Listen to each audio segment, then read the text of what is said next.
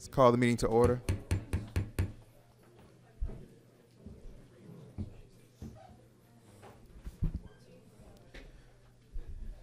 The Planning and Zoning meeting for December 9th, 2025 is called to order at 6:36 p.m. First, we're going to have a moment of silent meditation, followed by a pledge of allegiance.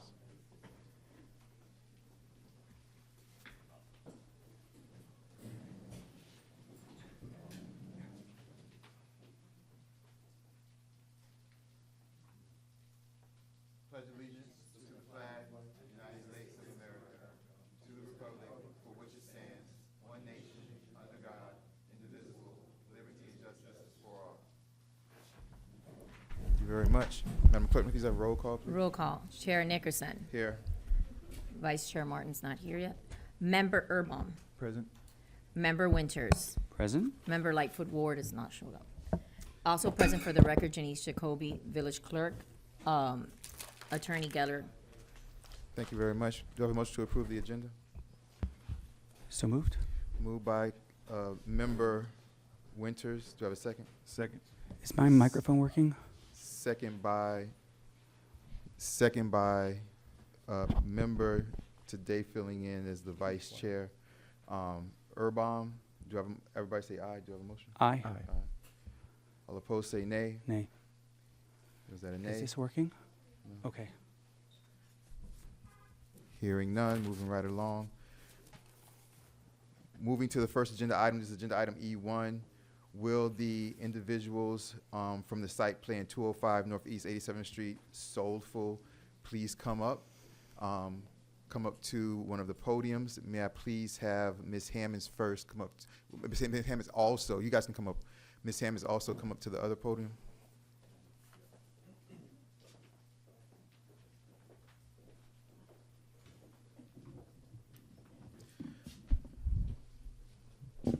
Ms. Hammonds, would you go through your staff report for us, please?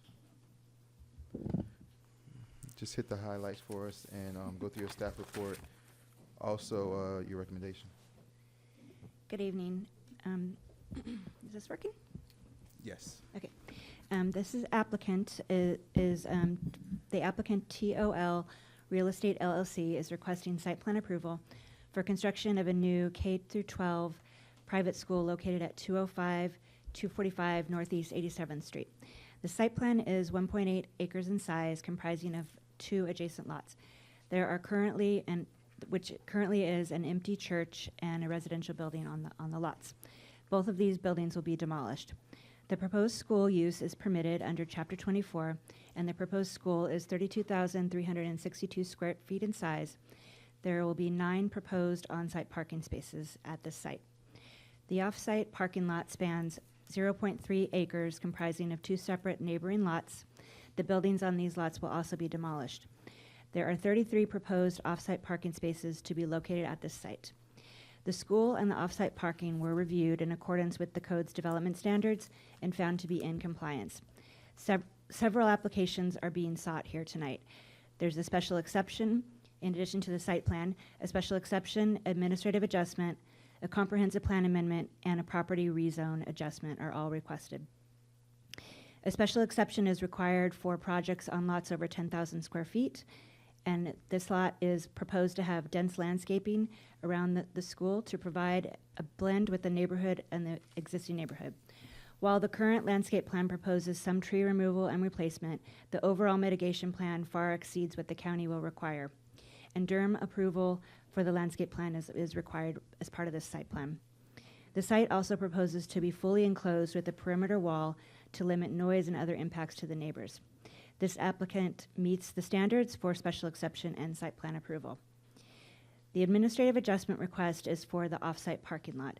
The subject property is situated on a lot corner at Northeast 92nd Street and Northeast 2nd Avenue, approximately 600 feet north of the school site.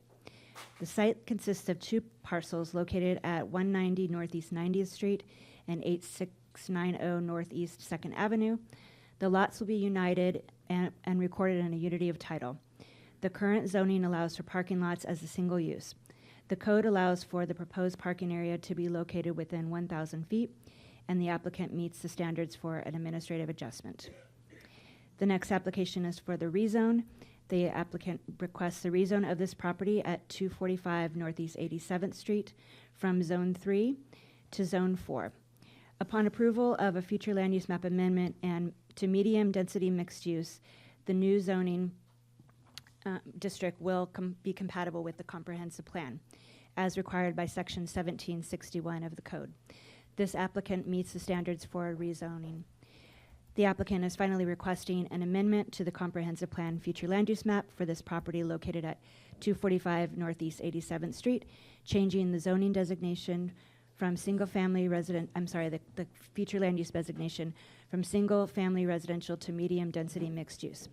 The redesignation would also be consistent with policy 121 in the comprehensive plan, which encourages educational uses and walkable development along Northeast 2nd Avenue. This applicant is found to meet the standards for the comprehensive plan map amendment. The project was reviewed for traffic circulation and potential impacts to surrounding areas from the trips from the new school will generate. Approval from the Miami-Dade County Department of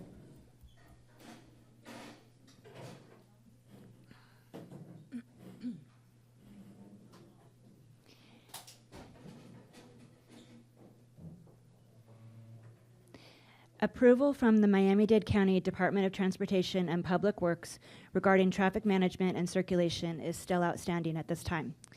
The applicant has received one round of review comments and has resubmitted a response to the county to address these comments. You'll find this in the package for this application tonight. The village will not finalize the site plan approval without this county, the village may not finalize the site plan approval without this county approval first. A recommendation from the planning director will be made after the county finalizes its review, and any changes to the site plan may be needed. With that, the following conditions are suggested for your review. All properties still need DERM approval for tree removal, relocation, and the demolition of buildings. A 6-foot fence is needed to the south and west of the off-site parking lot. And finally, comments from the Miami-Dade County Department of Transportation and Public Works regarding traffic management and circulation are all addressed to the satisfaction of the county, and any amendments to the site plan are provided as necessary prior to a second public hearing. Thank you. Thank you very much. If you guys would like to do your presentation. We good? This is good? Okay. Hi, I'm Lauren Koplowitz. Do I need to state address? Yes, please state your Okay. address. Name and It's address. 1170 Kane Concourse, Floor 3, Bay Harbor Islands, Florida. I'm the owner's representative for Soulful, pronounced soulful, like full of soul, but the acronym is for Student of Life for Life. First and foremost, I'd like to thank the council and the Corradino Group. Thank you, Scarlett. Thank you, Kimberly. Thank you, everybody, for all the time and effort that you've put into this process. I'd also actually like to thank the neighbors that have come out tonight in the rain to hear from us firsthand. We are drawn to El Portal not only for the nature, but also for the people. And we appreciate you coming out in the rain to learn about us. Soulful is a nature school. Sorry, forgot. Soulful is a nature school, and through our Web of Life curriculum, our students explore not only literacy, mathematics, science, and language, but also nature, our local ecosystem, environmentalism, and sustainability, thereby empowering our students to become environmental stewards and solutionists. This is why we feel El Portal is the perfect fit for our curriculum. El Portal's commitment to the preservation of nature by being a bird sanctuary, a tree city, and a haven for the endangered and native species makes El Portal a leader in environmental protection and teaches by example the commitment to nature that we would like to impart in our next generation. In short, we're a group of life-loving, grateful-giving, soul-surfing, happy humans who are eager to be active members of the community. And with that, I'd like to introduce Ben Fernandez to run us through the legal aspects of our application. Good evening, Mr. Mayor, members of the council. Ben Fernandez, 200 South Biscayne Boulevard. Here on behalf of the applicant, I'd also like to thank professional staff as well as your village attorney for working with us to get to this point, and we hope to hear comments from all of you this evening with respect to this application. I will say first of all, having gotten to know the village a little bit, that I think that what's most interesting about this plan is that irrespective of what's on the property today, if you look at the architecture of this plan, it's really something that I think goes well with the village. And of course, you know more than I, but the whole concept that the architects have put together is something that is very sort of compatible with the lush landscape design, lush landscape character of the village, which to me reminds me of Old Coconut Grove when I was a kid. You know, that's really what your village has that's so attractive. Unfortunately, the Grove has lost some of that, but I feel like it's still here. And this project, as you'll hear, is one that is developed below the maximum height, below the maximum lot coverage. It exceeds the minimum landscape requirements considerably. And so it comports in many technical ways with your zoning code, which I'm going to try not to bore you with. But those are, I think, the main things that I'd want to communicate and have you remember this evening after you leave here, whether you like our project or you don't. I think it's hard to say that those things aren't true. And I know that I know you have an old church on that site, which I'll admit is an attractive church. There's no question. However, I will say that it has not been utilized for years, and our project is lower in scale and also very compatible and very attractive. So with that, I'll tell you that we're requesting 4 different applications: a special exception, a site plan approval, comprehensive plan amendment, and a rezoning. It sounds like a lot, but really 2 of the requests, the comprehensive plan amendment and the rezoning, only apply to one of the lots, which is the lot that, if many of you have been driving down 87th Street, you may have seen some signs that were posted on the property. It's the one house that's easternmost on 87th Street. It's about 7,000 square feet and change, and it's not in great condition. It's, if you look at the overall design of the property, at present, it's rectangular, but there's a carve-out. It's like it got a funny cut-in, and if we rezone that parcel, then we'll have a more perfect rectangle, which is why we've applied to do that. It seems like when you look at the plan, you have consistent zoning and comprehensive plan lines on your maps, except for this one property, which has this jog in it. So that's the purpose of the rezoning application. The special exception is for the use of the school, which my understanding is that this was previously used in some way as a school, perhaps many years ago. And so we feel that it's an appropriate use. It's a large property, 1.8 acres in size. So it's an appropriate location for a school.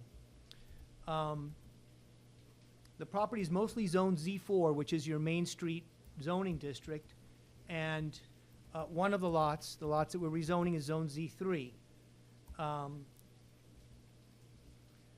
Again, the design is to complement the village's unique character. It includes adequate space for vehicle circulation. There's a large driveway that starts on 88th Street and flows south to 87th Street. The idea is that children can be dropped off and picked up utilizing the entire length of the property as much as possible. In addition, we're providing a right turn-in lane along 88th Street that will accommodate up to 4 parking spaces or 4 cars to increase the amount of queuing, because that's always the issue with schools, is the amount, drop-off and pickup times. Those are the most impactful times when you have cars queuing up. So we've tried to enlarge that space as much as possible to ensure that we have a good flow of drop-off and pickup. And we've also staggered the hours of pickup and drop-off, beginning at 7:15 and ending at 8:45 for the drop-offs, spaced out in 30-minute increments. So the idea is to keep the flow going and space it out as much as possible. There's also, on the east side of the property, a tall 8-foot masonry wall, which is designed to ensure that noise or any kind of activity is abated as much as possible from all of the residential areas to the east. On site, we have 10 parking spaces along the driveway that you see on the plans up here, if you can all see those. Now, from a Z4 zoning standpoint, our special exception application, it complies with all the setback requirements of the code. Again, it's only 2 stories in height, where 3 stories is allowed, and it complies with all parking requirements. We do have parking off-site within 600 feet of the property along Northeast Second Avenue, and the idea is that that will be relegated to faculty and employees, not to students. Of course, most of the students won't be driving anyway. The architecture is comprised of small circular classroom buildings arranged around a tiki-themed hut, which, you know, to me is very, I call it bohemian. It's, you know, distinctive and I think very, very attractive. The roofs are sloped to help create a transition into the lower scale residential areas around the property. And the landscaping, in addition to having more open space than is required, our landscaping also exceeds the minimum requirements of the code. And you're going to hear a little bit more about that from Logan and Jeff Snyder in a little bit.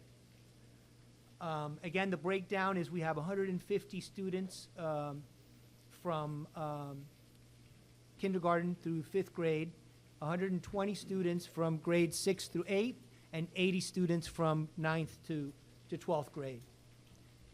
At the beginning, there won't be some of the older students. I think the beginning, and perhaps our team can tell you a little bit more about the details of how that will begin, but I think the initial development will only comprise up to about 10th grade. Is that right, Lauren? Up to middle school, right. The comprehensive plan application that we have, we think is appropriate for the reasons that I mentioned. I don't know if you can all see this, but the little square on the screen points out the property that is being redesignated. And again, just looking at the color, you see how it makes more sense as a dark orange color than a light yellow color if you just complete the rectangle. It also, if that lot were to be developed as a single-family home, it would be abutting a higher density district on 2 sides, whereas by rezoning it, we're only having the transition on 1 side. So we think that that makes it appropriate as well. There's a policy in your comprehensive plan, which is policy 1.2.1, and that one is important because it says that educational uses are only allowed in your in this zoning district and in this comprehensive plan designation area, which is your Main Street area. So really, we have no choice but to go either here or to a civically zoned area.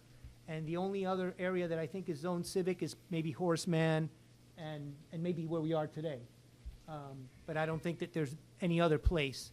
So we're working well within the surrounding Main Street zoning. I also think that this is going to bring, you know, activity to the area, people to the area that will want to shop, stop, you know, with their children, without their children. I mean, I think it will bring eyes to the area and hopefully help to spur additional development along your Main Street, which is, I think, something that everybody wants. At least the planners that I've spoken to very much are in favor of that. There's also the question of infrastructure. As many of you may know, this property was on septic tank for years, and we would be required to extend the infrastructure in order to accommodate the water and sewer for the property. And so that's something that we look forward to doing, and I think it would be a benefit for the entire village to have that extension down Northeast Second Avenue.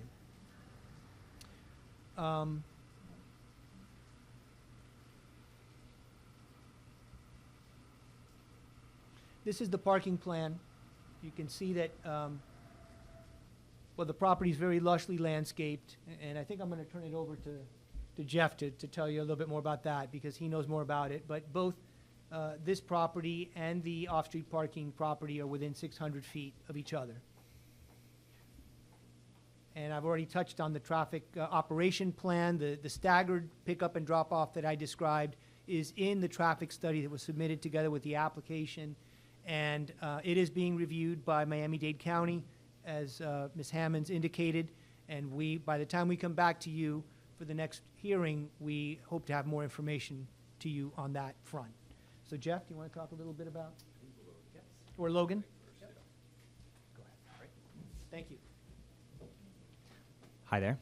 Logan Grant, 220 East St. Elmo Avenue in Austin, Texas. I'm Vice President of our construction operations for Icon Technology. I just want to give you a brief overview of what we do and then pass it over to Jeff. We are headquartered in Austin. That's where we're based, but we've recently set up a permanent office here in Miami as we look to expand our 3D printing operations throughout South Florida. So we are, like I said, a construction technology company. We're focused on developing robotics, software and AI systems, and using advanced materials to revolutionize the way we're building structures. I think we're known mostly for homes, but we've expanded beyond that on a number of projects, including at least one school project. And our goal is to not only just promote new technology, but doing it at the same time, create beautiful structures, sustainable structures, and more resilient structures, which here in South Florida is quite important in terms of wind resistance and hurricane loads and whatnot. And so there's on the aesthetic side of what we do, there's a freedom of form that is unlocked with the 3D printing that we try and take advantage of, and you'll see some more of that with Jeff's presentation. On the sustainability side, concrete, we do 3D printing with concrete material that we produce. It's a proprietary mix that we've developed. But not only that, is we've used different materials to reduce our embodied carbon demand on the material. And we have had, we've been recognized by MIT as the most sustainable, lowest embodied carbon material to build with at scale using our system and our advanced materials. We've done a number of scaled projects. Here's an example of our, I don't know if you can see it, but some of our Vulcan robots out at a 100-unit subdivision north of Austin called Wolf Ranch. So that's deploying, I think there's 8 printers deployed at one time, at least in this image, maybe 10. And we're continuing to advance the technology and go larger scale. You can see here with one of our prototype robot systems called Titan, where we're going multi-story and expanding the capabilities of that machine. And this is a very resilient, a high-performing wall system that we're developing. Here's an image. I know, again, it's hard to see from y'all's vantage point, but this is basically made up of 2 withes or 2 layers, an inner bead and an outer bead. We have vertical cores that are reinforced that tie the slab to the roof.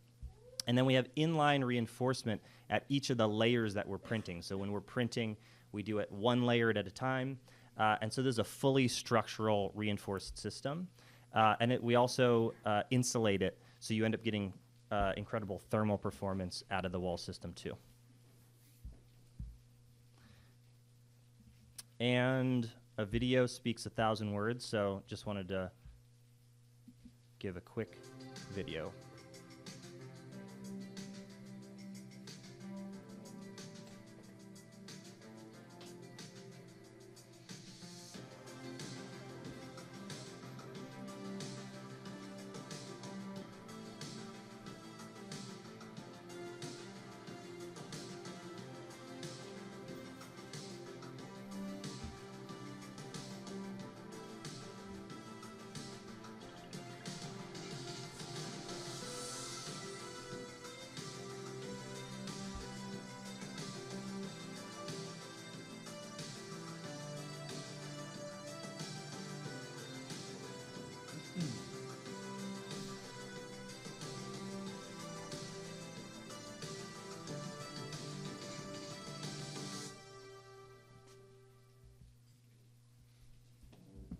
Okay.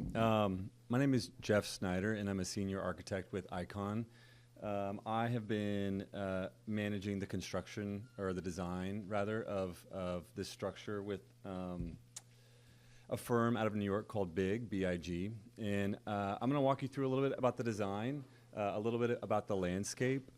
And I think the most important thing to understand about the design is the access to nature. I think that's the lens that we have filtered every design decision through along this process. I think El Portal is obviously a beautiful community, and there's a lot of natural elements, and I think our design is right in step with that aspect of your community, and we just want to reinforce that. So this is an aerial view of the school itself. You see 2nd Avenue along the top there, and then 78th to the right.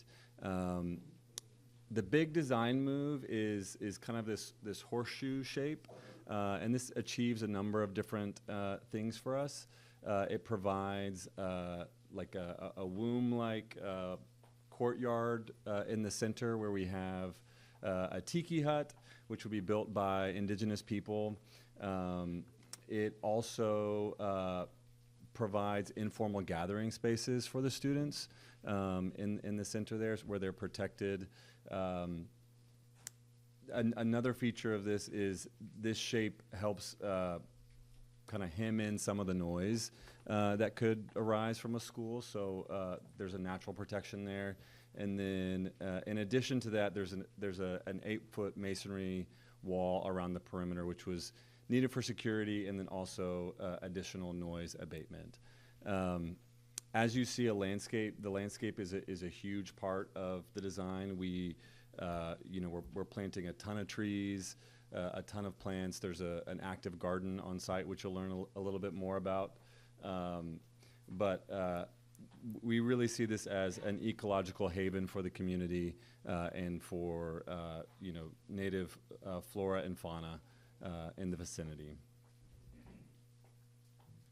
So material selection was a big part of the design. So we have a terracotta roof, which speaks to the natural materials.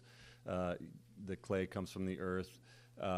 Our exterior wall system is comprised of glass panels, and then these printed kind of pill-shaped modules, which will be printed on site and then lifted in place. The colors that we chose for that speak to the terracotta of the roof, and kind of overall bring like a warm, natural presence to the area. In the lower right-hand corner, you see the production garden, which will be a part of the curriculum and be used to produce food for the students. You'll learn a little bit more about that as we progress. So this is the view along 78th. 87th. And you see the perimeter wall with fig ivy growing up the side, and then those printed modules that I was discussing. This will be the first of its kind in Miami. There's no other printed structures in Miami, so we've done a lot of this in Texas, and so we're very excited to bring this technology to Florida. This is a view of that production garden. So this is a part of the curriculum. So the students will be, building life schools, understanding where their food is coming from, creating it themselves, and then they'll have a hand in the creation of their meals in the kitchen, throughout the week. This is a view of one of the typical classrooms. With all these spaces, there's a lot of access to natural light and ventilation, big windows, and then you see the interior of those printed modules, which we're using for different things like storage and seating areas and things like that. In addition to interior classrooms, we also have some exterior classrooms. This is in the courtyard, and it really gets the students in the landscape and gives them a firsthand knowledge of the natural world. So as we went through the design process, there was a number of sustainable features that we were kind of guiding lights for this project. The biggest thing is we wanted the school to be didactic and to teach kids about sustainability firsthand by seeing it used in this building. Another aspect was the natural ecology, capitalizing on what's present in your community and just strengthening that. And then these other principles, water, food, energy, materiality, we wanted to use these in smart, efficient ways that reinforced the mission of the school and the mission of El Portal. So this is just a diagram that explains a little bit about how the school will teach these kids about the practice of sustainability. So, you know, we've had a number of shade structures. There's an interior walkway which will provide circulation for the school. We'll also have cross ventilation. The idea is that the majority of the time, or as much as we can, really, the school will be opened up, and we'll have to rely less on mechanical ventilation, which is, there's a huge environmental impact or benefit to that, I should say. So, like Logan mentioned, our concrete system, our 3D printed concrete system, employs low carbon concrete. We also have a number of mass timber elements inside, which also sequester carbon. And we really feel like this will be a net environmental positive for the community. This diagram shows a little bit about the sustainable food program that we have, where it'll be organic gardening. It'll be a closed loop, so there'll be composting on site, and the kids will really get their hands dirty and understand where their food comes from, and also prepare it themselves. Another thing that we looked at, we had a landscape architect on this project, and we made plant selections and tree selections that were in line with native flora and fauna. So we want this to be a habitat for a lot of migratory birds that will be in the vicinity. Here, this is our landscape plan. So again, we have a plan that promotes biodiversity. It creates habitat. There are a number of trees on site, and we have protected those and relocated some of those trees where we had to. But again, we have a number of a high degree of native plant species, and overall a lot of green, lush space, which would be enjoyed by the students, but then also would be a benefit to the community as well. This diagram shows a little bit about our lot coverage. The maximum allowed is 60%, and we're much below that. We're at 39%. So that's a 14% reduction from the existing building on site, and then a 21% reduction from what's allowable.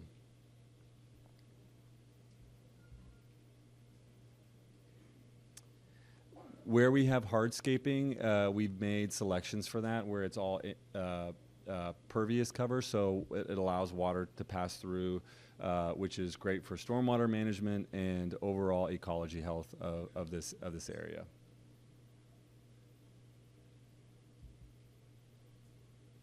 And then again, the green space that we're required to provide is only 5% of the lot size, and we're providing much more. That's a 720% increase from code minimum. So there's lots of open space which we'll be utilizing. And then again, the open space as well, we're a 612% increase from what's required. So that concludes our presentation. Thank you. Thank you very much. Any questions or comments from the council? And then I'm going to go right to you guys in the audience. current questions and comments from the council, from the Yep. committee?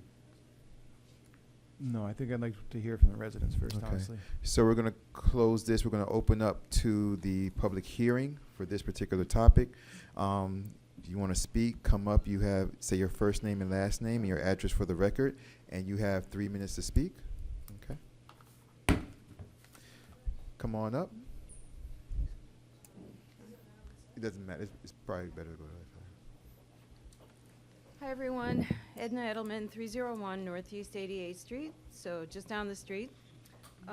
So one of the first questions that I have, actually, and I have a bunch of them, is the legality of this meeting, given Chapter 30.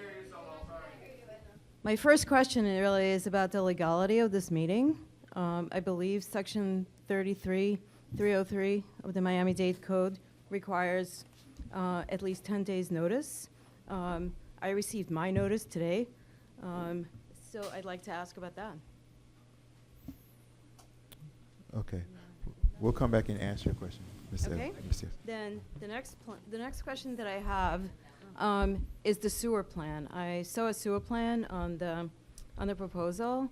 I'd like to know where the pump would be placed on this lot, and also how is that going to be implemented? Right, streets are going to be dug up to install pipes. Who's going to do that? So I'd like an answer to that. There's also the question of lost tax revenue for all these properties.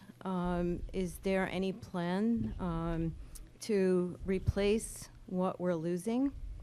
I also have a question about traffic, since I live on 88th Street, and that's something that really worries us on 88th Street. I saw that the traffic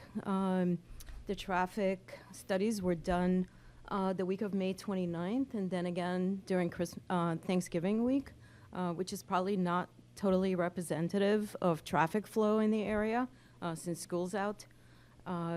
So is there a plan to actually do a real traffic study when schools are open and traffic is flowing? Also, how are you going to keep cars from coming down Northeast 3rd and on 88th Street trying to make a left turn into the school? I'd like to know that. 88th Street, I don't know if you know this, is one of the narrowest streets in El Portal. It cannot handle current traffic.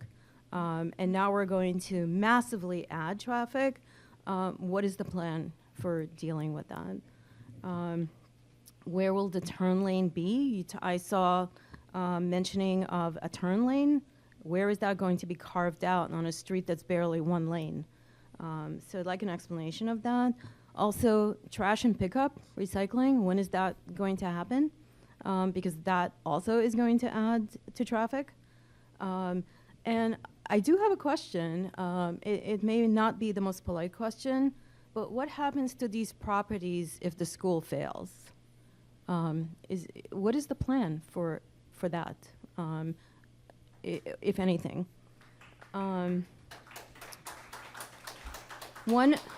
Two more questions. Can our police department get a list of staff and students' car plates so that we can monitor whether or not they're cruising around and trying to park on our swales? Because I don't really see the viability of people walking from 90th Street to 87th Street in the heat or the rain. I'm sure they're going to look for closer spots. And then I have a friendlier question. Can we make use of these facilities after hours? I saw that you have a running track, you have classrooms. Can the community use them?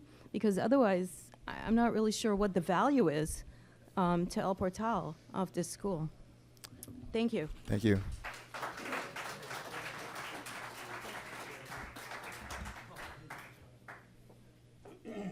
Are we going to answer the questions one by one, or how do you want to?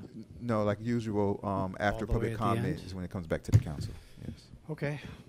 Greg Steer, 120 Northwest 86th Street. First of all, I want to thank all the residents for coming out on a night like this. It just goes to show you what can happen when people are informed about what's going on in the village. So thanks for coming out. We appreciate that. I won't get into the fact that this 400-page plan, which has obviously been in the works for months, despite what we were told during the last two meetings. I'm not even going to bring that up. I want to focus on the plan. Number one, no notice. You have all our emails. You regularly distribute flyers, even about free turkeys. This is the biggest project since the launch, and we get radio silence. You just posted this plan about a week ago. You have a classified ad buried in the Miami Herald, which nobody reads anymore. So why the secrecy? The church, number two. Ben Fernandez, who's the same land use attorney representing the Barrington brothers, no small coincidence, doesn't even mention in the 10-page letter that he sent to the city that the church is going to be demolished. In fact, it doesn't even show up on the site plan until page 70.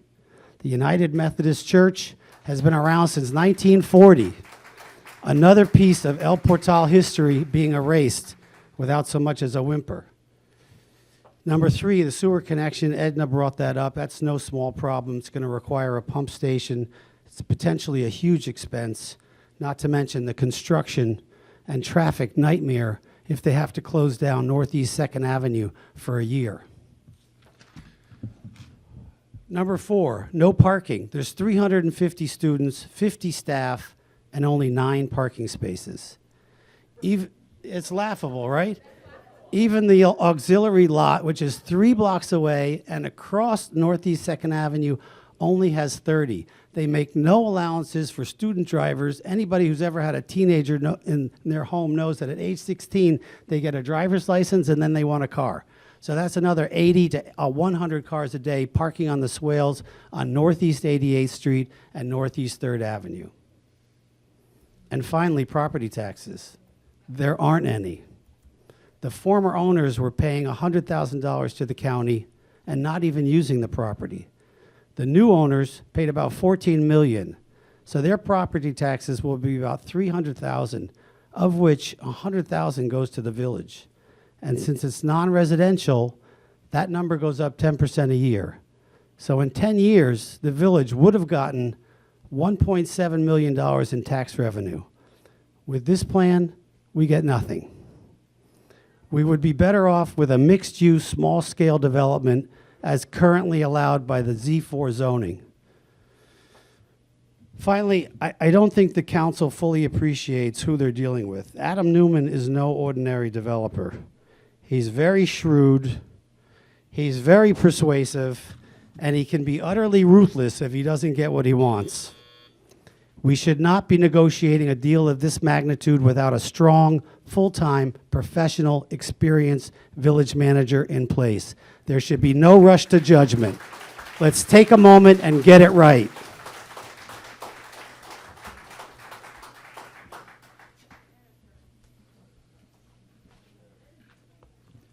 My name is Jorge Carabelli, and I live at 120 Northeast 90th Street, just behind where they want to put the new parking lot.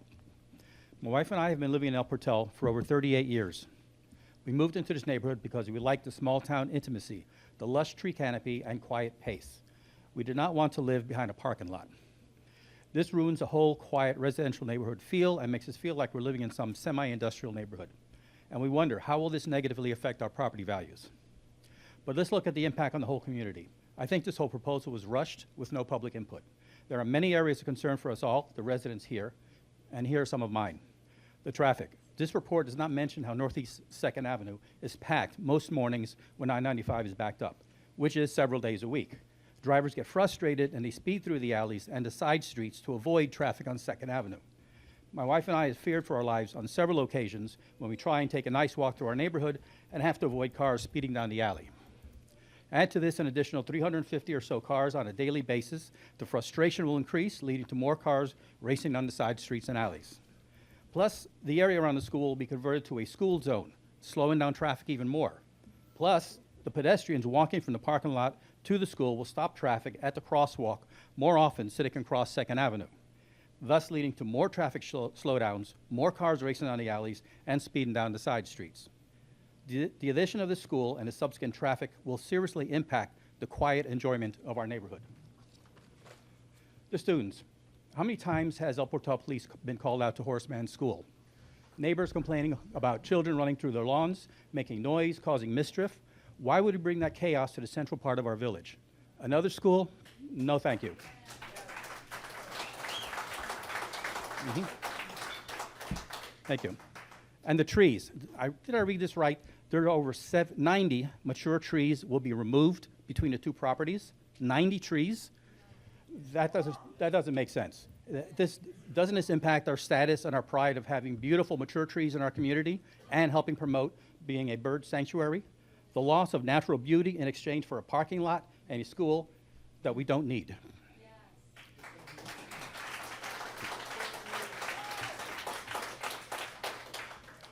And the village. I'm sure others will speak and have spoken about the loss of taxable revenue by removing residential real estate and replacing it with tax-free commercial properties. So how does this benefit the village? How does any of this benefit us as residents of this lovely village? This project will make a negative impact on the quiet enjoyment of our neighborhood.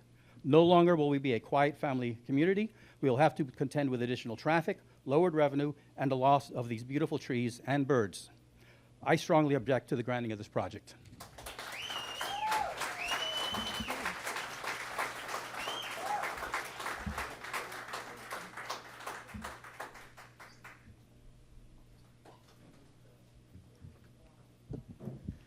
So my name is Craig Smith. I live at 285 Northeast 88th Street. And, Mr. Geller, one of the greatest honors of my life was to serve on the council as vice mayor. I did that 2000 to 2002. And as Edna say, I live on 88th Street. And one of the most important things is to follow procedure and earn the council. And the fact that I just got notice of this yesterday, that's just untenable. And there's no way that this project should go forward with that lack of notice. The presentation was a beautiful presentation. There's a lot that I love about the design, the nod to sustainability, the green space. Just looking at the project itself, and I spent a lot of time looking at it last night, there's a lot to be admired about it. But my concern is severalfold, and they've been mentioned already, but I just want to amplify it. When I looked at the parking spots and I saw that there's only 9 or 10 parking spots on the school property, but and then only a few more parking spots a couple of blocks away, I realized that that overflow traffic is going to go onto our streets, onto our swales, and that's simply not acceptable. So I don't think that that has been looked at. I also looked at there's a pumping station, and where you put the pumping station is closest to the residences there, as well as the trash. So there's a lot of places you could put it. You put it closest to the residences. 88th Street, as we all know, is one of the most narrow streets in the village. And one of the issues that I see is that you have traffic coming off of 2nd Avenue that's going to drop off people, and then purely go over to 87th Avenue. But then also I saw that you have school signs that are going to be on 88th Street facing, so that when people drive west towards Northeast 2nd, they're going to see those signs. So it must have been anticipated that 88th would not be closed and that you'd have traffic going both ways. There's simply not enough room on 88th Street to have traffic going both ways there. So either 88th would have to be blocked off in part, or you'd have to make it a one-way street. Then there's the loss of tax revenue, which I think is an important point to make.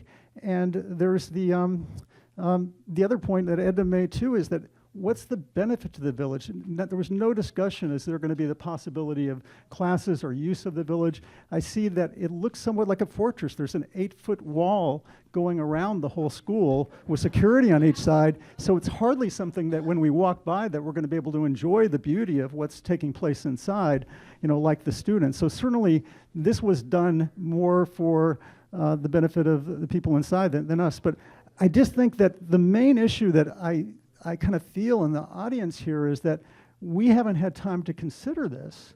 We haven't had time to look at it, and there's just so many questions that we have answered. Another question I have is that we haven't heard anything about the period of construction. Somebody put in our group today that, this is going to be built by 3D printers and ready by this summer. We haven't heard anything about the timing of demolition. We haven't heard anything about the impact, where all these construction vehicles are going to go, the noise as a result, the timing of that. And for those that live on 87th and 88th, this is going to have a huge impact on our life, perhaps for years. So this is something that I think we all need answers to. Right, thank you. Thank you.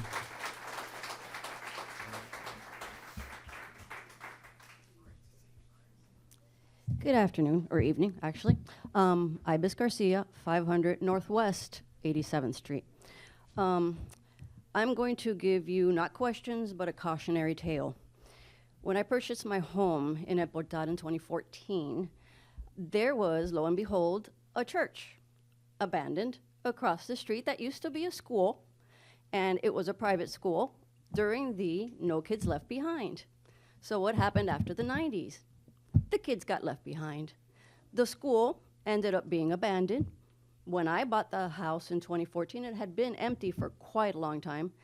And then fast forward to about 2021, the push in the private voucher systems in Florida created a new temporary full-time school for kids K through 12 across the street. They also have a small lot that holds about 10 cars. They also have a private home on the property.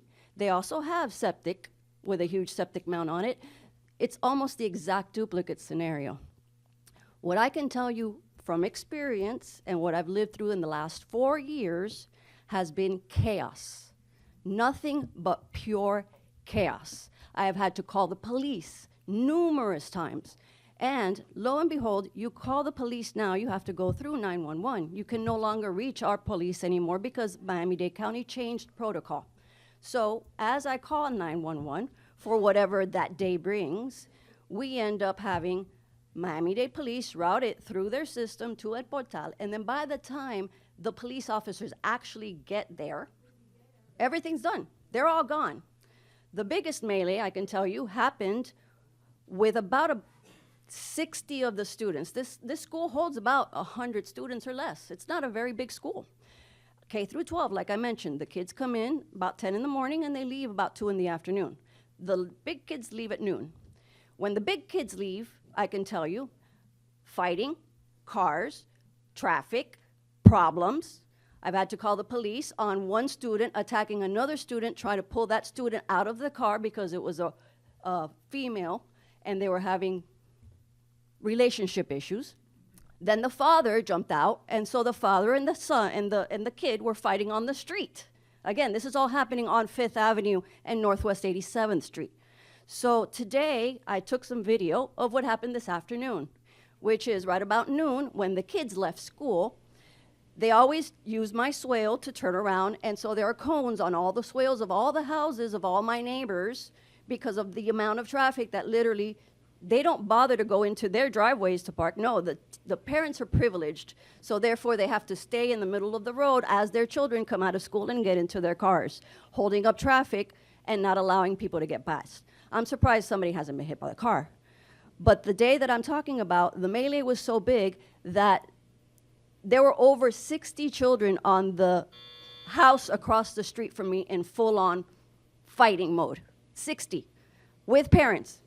So by the time police got there, I can tell you everybody, including the parents involved, were all gone. So this is literally just a cautionary tale. The village made a huge mistake once by not buying this property when we had the opportunity years ago. We had the opportunity and we didn't take it. Now let's not make the second biggest mistake this village has done and approve this kind of project. There are plenty of spaces for, it's beautiful. It's a gorgeous project. Environmentalist, I've been one since before probably most of you were born. I believe in it, but it doesn't belong in the heart of a small village of about 3,000 residents. It doesn't belong here. Put it out towards Biscayne Boulevard where you have the little farm, you have a huge property out there. You have the river out there. You have more ecology and than you can shake a stick at right there at the little farm. Biscayne Boulevard, already septic to sewer. You don't have to do any of that work. Why on earth would you put it in the heart of a small village to create that chaos for us, the residents that have to live here? Thank you for your time. Thank you, Ms. Garcia.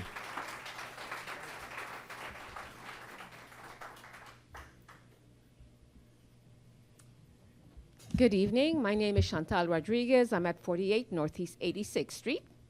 I'll first begin with the construction of the bridge, which was on North Miami Avenue. I'm within there, okay? It was total chaos. A construction that should have taken 6 months took 6 years. That has nothing to do with El Portal, that's Miami-Dade, okay? Now, mind you, yes, this is a beautiful project. It was a beautiful presentation. Kudos, my hat's off to you. But it does not belong in El Portal. I moved here in '98, peaceful community. Up to now, with 86th Street. 86th Street is a bypass for many people going North Miami who want to go to Northeast 2nd. 87th is busy, 88th is busy, so they zip down 86th Street. Yes, we did have some speed bumps put on, but really to no avail, because they still speed, okay? I just do not agree with this construction. And for tax purposes as well, I don't have children in school. Why should I have to foot the bill taxes for construction that someone else is going to benefit from? I totally disagree and will do, if I have to sign a petition, I will, but I do not want to see this school in El Portal. Thank you. Thank you.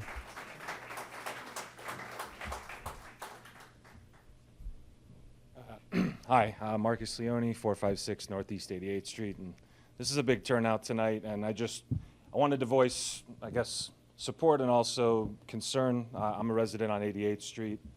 The mayor knows, the police know, we have a big problem just with the fact we have a 12-foot wide street, and every time there's construction, we end up with this catastrophe, people honking. I mean, I've got a two-month-old at home. I just hope that that's addressed within this traffic study, because without that, I think we're going to end up with more problems in the future. We don't have enough, police currently to deal with that. A number of my neighbors have been voicing concerns about the traffic on 88th Street already. But with that being said, I do want to say it's a beautiful project. I think it's gorgeous. I think the architecture shows intention, and you guys have clearly thought this through. And I think there's like I don't know. There needs to be a little bit of forward thinking within the village. I personally believe that. I know a number of my neighbors might disagree, and we can disagree on the details, and that's fine. But I do think that in order for things to grow here and attract young families, I know myself, there's a lot of young families on my street with babies, with young kids. You know, I'm a new father myself. I want to see this. I want to see progress happen, and I think that, you know, people will disagree on some of the details of it, but personally, I'm just here to say that, you know, I think the traffic issue is a big concern to me and my neighbors, but it's also a beautiful project, and I wish you guys the best on it. Thank you. Thank you, Mr. Leone.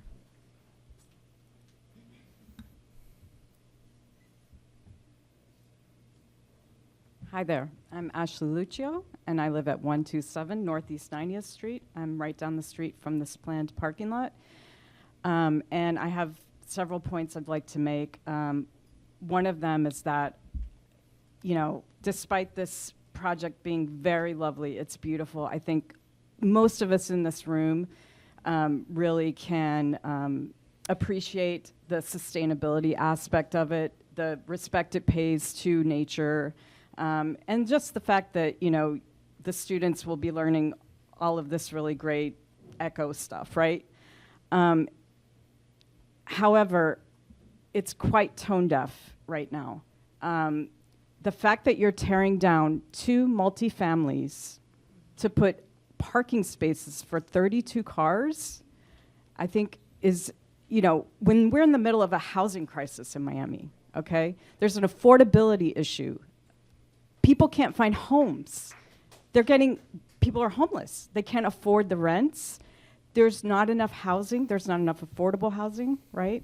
So I think the fact that you're tearing down 2 multifamilies for just a parking lot, is insane right now. The other point I'd like to make is there will be a safety and security issue with a parking lot, you know, just right out on the corner of Northeast 2nd. What's the plan for security? What's the plan for residents like me on 90th Street? You know, just for security. Are we going to be able to park in the middle of the night if we want to? I mean, how are we going to, what's the benefit for us, right? But also the security issue is there. And I think just scale-wise, this is just, it's not right for the streets that will be forced to deal with this traffic. Like everyone else has said here already, 88th Street, 87th Street, and my street, 90th Street, are all very narrow streets. They cannot accommodate the traffic that will come in with this. And I have a number of questions. Why wasn't the Little Farm area considered for this project? It's the perfect place. It makes sense. Why wasn't the entrance and exit of the school planned for maybe Northeast 2nd rather than 88th and 87th? I also want to second what was previously said about public, community access to this, what looks to be a fortress. How are we going to be able to use this? I mean, the tuition is $44,000 for the middle schoolers. Is that correct? Okay. $36,000 for kindergarten. You're coming into a community of primarily middle-class people. I mean, it's tone deaf. We would not be able to send our children to the school, most of us. So, I think you need to really get to know the community a little bit better, a whole lot better, first of all, and really understand what our needs are. What I think it was the attorney here that said, this will open up the community for retail. People might use the community to shop when they drop off their kids or whatever. You're taking up the one space we have. That's our main street. Where are we going to put shopping? Where are they going to go shop? They're going to go shop in Miami Shores. They're not going to shop in El Portal. We have no shopping. We need it. We desperately need it. I would love to walk to a market. You want to put that in? Fine by me. Okay, so, and I think also what you're hearing here is not NIMBYism, and I think that's going to be easy to brush off and, not in my backyard. That's not what's happening here. You're meeting a community that has a high level of distrust in its government. That, like others have said, I received no notice. Not a single, not an email, not a thing on Instagram, nothing about this happening on my block. Nothing. I found out because Greg drove by my house and was like, hey, do you know that they're building a parking garage at the end of the block? And I'm like, what? No, I did not know that. Thank you for telling me, Greg, wherever you are. There you are. I should not hear about something like this that's going to impact the value of my home, that I'm going to have to subsidize with my already too high taxes. I shouldn't hear about that from a neighbor. I should have heard about that from the council here. I think I've said a lot, so thank you.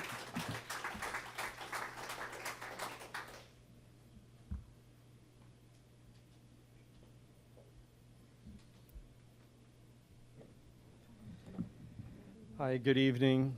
My name is Calixto Navarro, 335 Northeast 87th Street. Welcome to the village of El Portal, Soulful.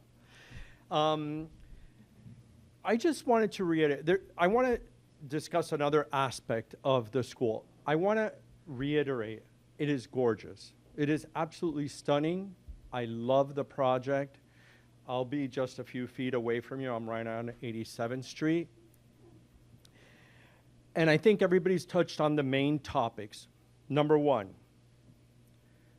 the rezoning of lots. You're going to put this, many years ago, a charrette was done.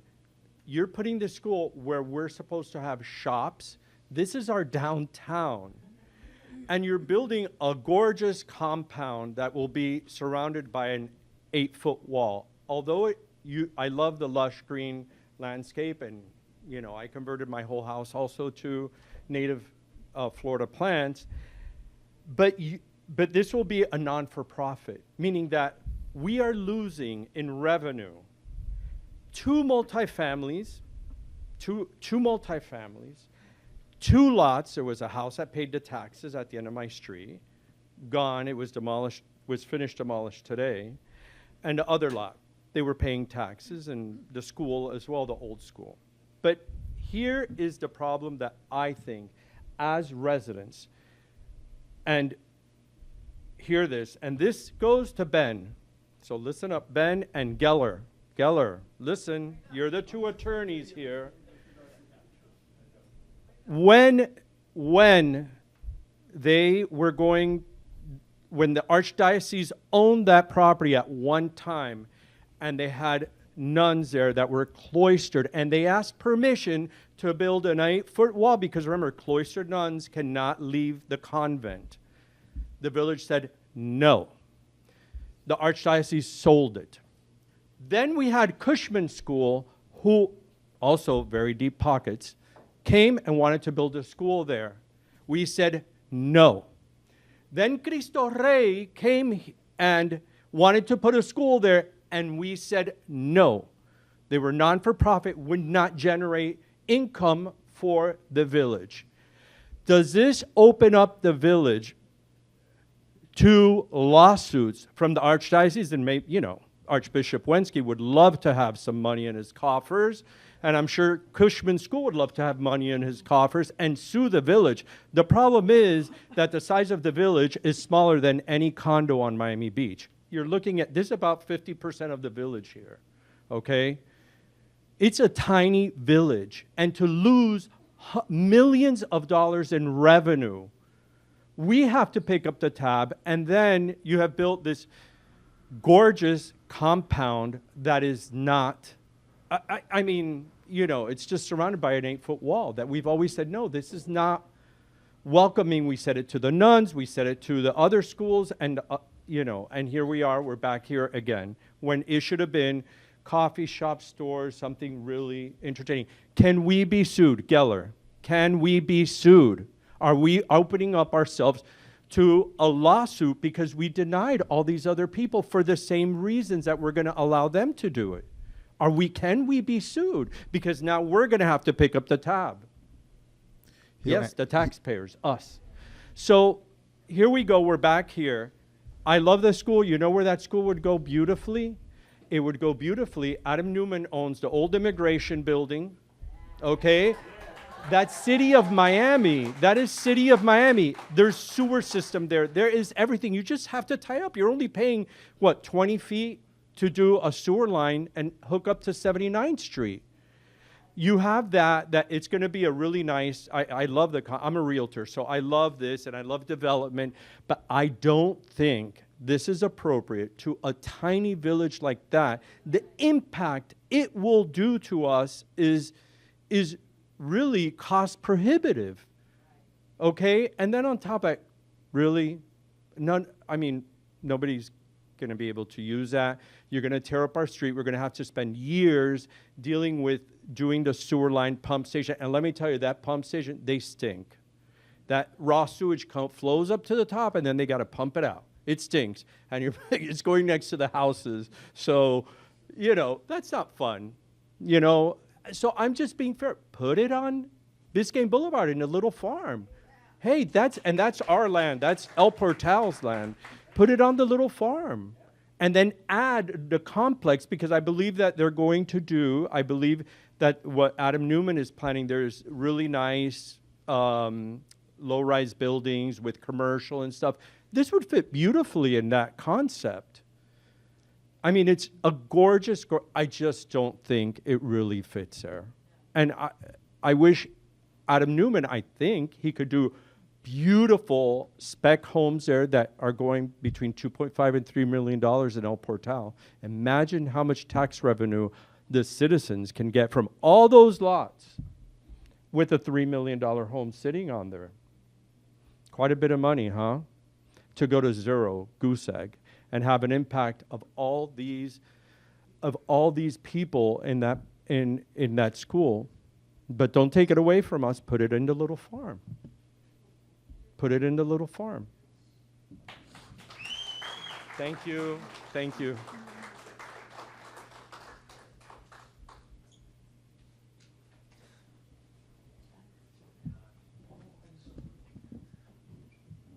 Good evening, everybody. I'm Jonathan Strauss. I'm the owner of Skatebird Miami, our gem of a park for all the kids in the community.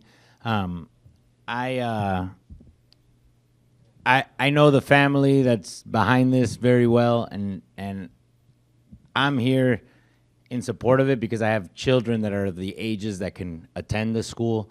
I know several members of the village maybe don't have kids, so they don't care, and I know that it's maybe not an interest or not a value, but I want to just, let's be honest, South Florida is facing a real shortage of schools. My kids have been to 5 different schools in the last 5 years. We need to serve the needs of our growing community, especially for families with young children. Many parents, the options just aren't there. There's too many wait lists at all the private schools.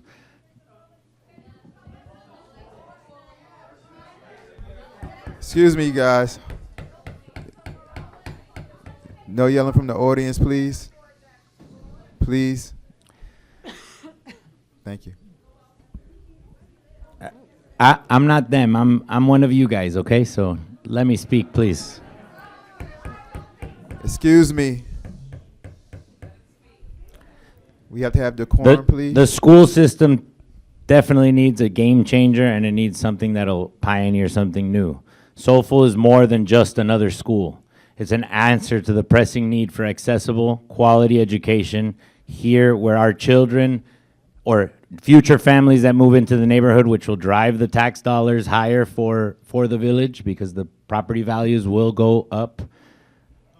The benefits of a school go far beyond the classroom. Across the country, neighborhoods with thriving schools see higher property values, and that's a fact. Families want to move where their kids can get a great education, and that demand lifts the entire real estate market. A school like Soulful is an investment in our property values, in our homes, and in the long-term stability of our village. Let's also talk about what makes a village strong. It's not just roads and houses. It's the laughter of children at recess. It's the gathering of parents at school events, and the shared pride when our students succeed. A school is the beating heart of a neighborhood. It's where traditions are passed on, where diversity is celebrated, and where we build the kind of community we all want to be a part of. It's for everyone who believes in the power of education to unite and uplift.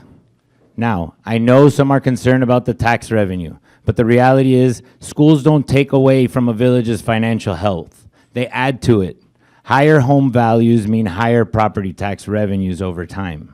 Families who move here to attend Soulful will shop at our stores, at our parks, eat at our restaurants, and invest in our local economy. Excuse me, I am the only restaurant in El Portal, and we could use more families coming, okay? There is going to be another development that will have several hundreds of thousands of square feet of your shopping markets and other things that are closer so that everybody can access. You do not want a major shopping center in the middle of El Portal. I'll tell you that much. You don't want coffee shops there either because that'll create more noise for you.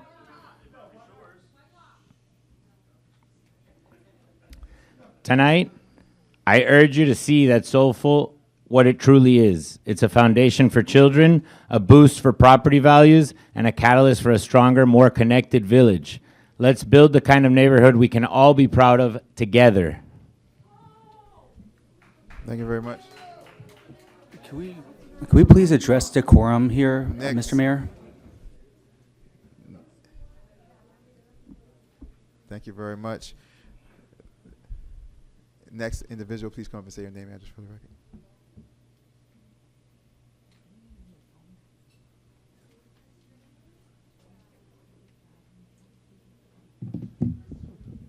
Augustine Ramos, 60 Northwest 91st Street. Most of my comments I want to make to the council, just I think it's important that people don't view things like a school as, well, I don't have kids, my taxes shouldn't go to that. Also, regarding retail, if retail on Northeast 2nd Avenue is confusing on 87th Street, then you haven't seen 94th Street through 102nd Street just a few blocks up in Miami Shores. So retail works just fine, is my opinion. What I came up here to say really was, I'm not in favor of this size project without parking and all the reasons that everybody else has said. As a matter of practicality, I have questions regarding the development itself, under the assumption it were to happen or a version of it were to happen. So for the council, questions or suggestions, the construction of it being that 3D soft serve concrete machine thing, pouring stuff, very cool, I'm sure very quick. I'm sorry, we walked in late. I don't know if you touched on this beforehand, but has this been tried in hurricane proof, or not proof, but meeting Miami-Dade standards for hurricanes and construction?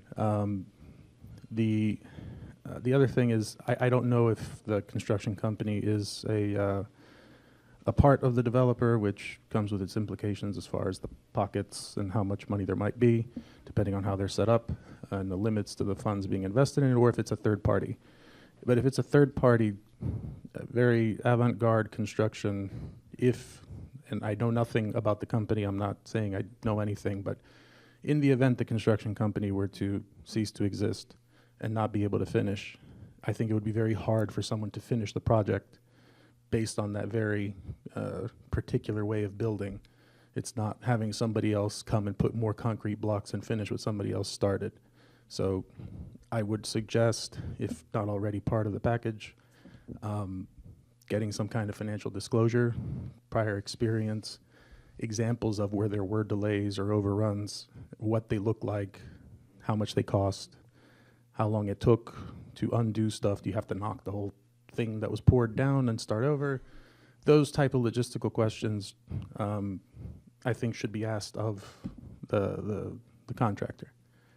I also thought I heard something about ventilation, and I don't know if I'm assuming that there's regular HVAC and that there's not some kind of dependence on crosswinds or open windows or something. I get the green stuff, but it's Miami, it's hot, it's humid, and, well, there should be regular HVAC. That's all. Thanks. Thank you very much.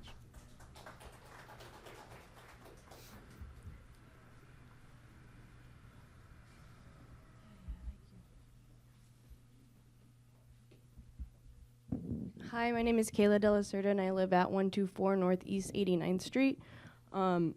I am going to be one of those people not in my backyard types. I think that the Newmans are grifters. They've shown the world that they bankrupt their own companies, and they lie to investors, and they lie to their communities that they build and try to convince people to be a part of. To me, this is a for-profit school. They're making money off of kids learning. I think it's hilarious that the kids are supposed to grow their own food here and then eat it and compost and create a closed loop waste system. That's insane to me. What was I gonna say? Yeah, there's a mini series on HBO and 2 documentaries about the Newmans and how they destroyed WeWork. And everyone involved in WeWork. So you should definitely look those up and watch them. I know that's sounds silly and very pop culture of me, but it's definitely true. And yeah, I hope that the architects get paid for your work. I don't think that they're very trustworthy people, so I wish you the best of luck in getting paid. Thank you.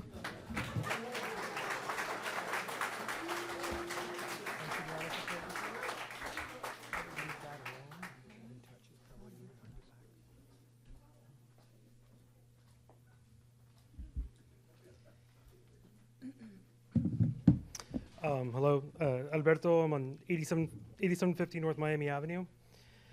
I don't know about anybody else here, but I've never gone by a school 20, 30 minutes before it lets out, and there isn't already a line of cars waiting for school to be let out. So is there any plan to actually prevent it, not dissuade it? I also like to echo the concerns better voiced by some of my neighbors about the traffic, the effects, and the length of construction. I'm extremely worried about that. What happens when this experiment fails? If it fails, sorry. And I'm worried about the effects of like moving these old trees, like not just about like the ecology of it, but like what happens, to the ground, with this. Like, do we need to be worried about like the properties nearby? But to my point, this was way too rushed for this kind of change. The few days notice given is not enough for us to even give an informed opinion on the matter. I'm a proponent of rezoning parts of El Portal. I think mixed and multifamily use zones could have a potential good effect on our community. So we definitely shouldn't be getting rid of the few multifamily homes that we have. We should be promoting building more.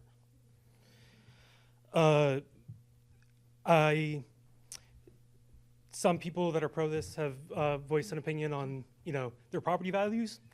Our property values have gone too high. I'm sorry, but I don't want to live in a community that can only be afforded by the rich.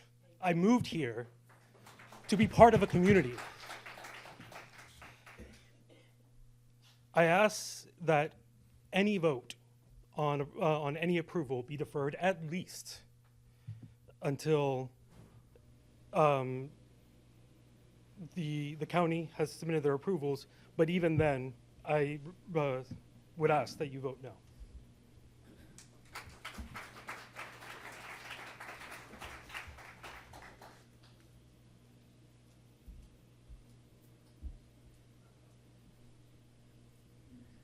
Hi, good evening. My name is Denise White. I'm at 173 Northwest 88th Street. I've been here since I was 12 years old. So I've been here for a really, really long time, seen lots of things happen here. First of all, can I say, this isn't even really about them. They get to tell us, but this is about our council. I'm here because I'm asking you not to disappoint us again. We have been disappointed many times this year. We're going on 2026. We would like you to stand with us and not disappoint us again. That's what we're asking here today. This is humongous. They don't seem like they listening, do they, y'all? But this is humongous. Now, I'd like you to also know that as a biology teacher, so as far as ecology and pretty things and beautiful trees and all of that, I'm about that life. And while I was sitting back there and I saw him, pouring concrete, the guy said, ooh, the nerd is excited. Yes, my nerd was excited. And I was just like, wow, that looks great. But guess what? I'm also here to stand up for the Afro people. Y'all know what I'm saying? And I know no Afro people or hardly any Afro people gonna go to this school right here. Lady who was talking about the fighting at the school, you don't have to worry about their school because their school, everybody gonna drive up, pick up their child, drop their child off. It's gonna be perfect because ain't no Afro children there. Do you understand that? So you can't afford, my people not gonna go here at all. Maybe you have one. Ooh, maybe one or two, and thank you for that. We appreciate that. They asked, are we gonna have scholarships? They not, it's an 8-foot wall. Y'all not going nowhere near that. Nowhere near that. Can you use the facilities? What facilities? And break they brand new stuff? No, you can't, El Portal. No, you can't.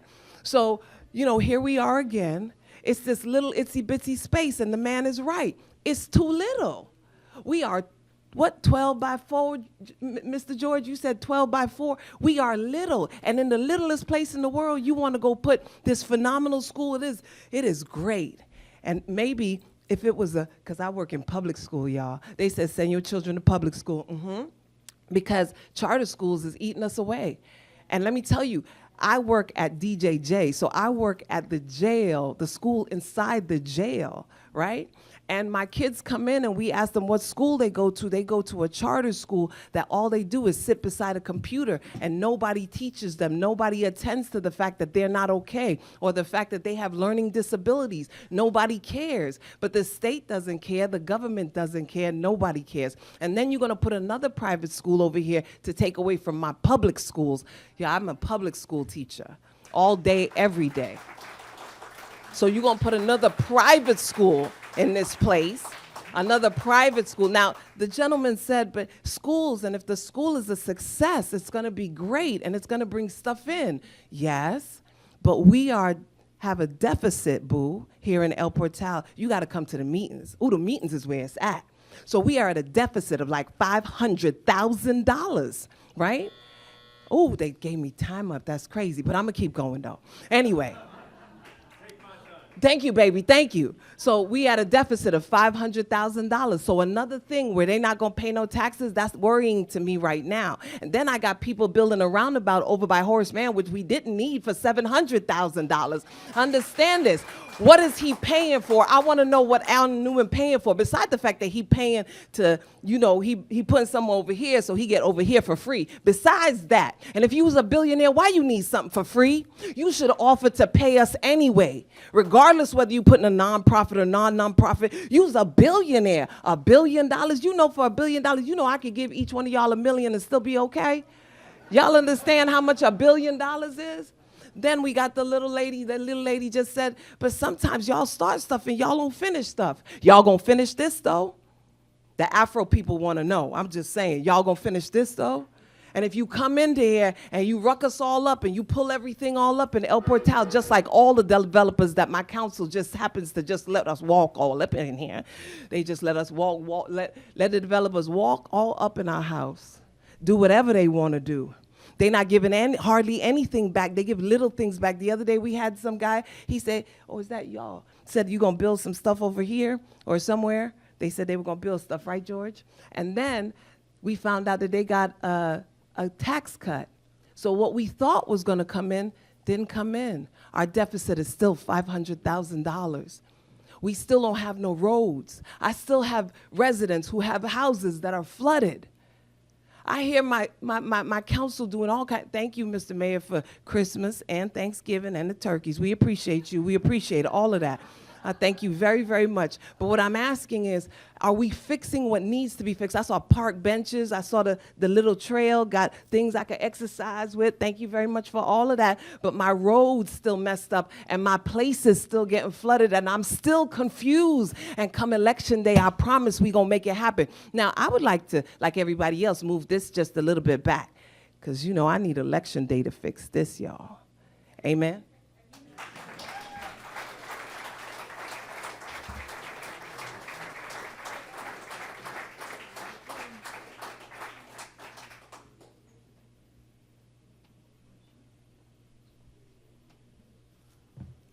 Daniel Rojas, 60 Northeast 86th Street. So I was the one that said that you excited the nerd when you did all that stuff. So there's a lot of beautiful things. There's a lot of like the environmental stuff, all that. I love it. First thing that drew my, I walked in a little bit late, but the first thing that drew my concern is 8-foot walls. There's a lot of opportunities. It seems I didn't get those cleared out from the presentation as what opportunities are for the community, right? So there's opportunities to maybe reduce traffic to Northeast 2nd, or maybe even bring more commerce to Northeast 2nd with the sewage and all those things, but I didn't see how that's gonna happen with the way it's planned. So I have great concern with the fact that it's a fortress to exclude us. There really was no. And I supposedly work with this stuff. Can you hear me? Better. Check. Can you hear me better? Yes. All right. So I have great concerns regarding traffic like everybody else. That seems problematic. I like the idea of it slowing down traffic in Northeast 2nd, and it's not supposed to be a throughway, right? We want it to become commerce. Has anybody tried to walk across Northeast 2nd to make it to the forest right here, just walking around? I feel like I'm gonna get run over every time I try to do so. So there is potential for improvement, but I just didn't see it from the presentation. The concern about loss of revenue seems really big for all of us, considering that the last 3 meetings we've had have been deep into the budget, where we stayed until midnight talking about how we're in a deficit, how we're going to make it up. We do talk about the possibility of increasing business. How do we bring business to the village? So there is opportunity. It just wasn't very clear to me how this is all going to happen. And most importantly, it seems like it is not for the community. How are we going to afford this? I feel like we're getting continually gentrified out of El Portal. You bring this thing in at $34,000 for tuition. We can afford this. We can barely go out to dinner nowadays. We want to bring more restaurants. We need to bring that actually are for the people who are living here, not just for the people who are going to buy our homes. We don't want to move. We want to stay here. And that's it.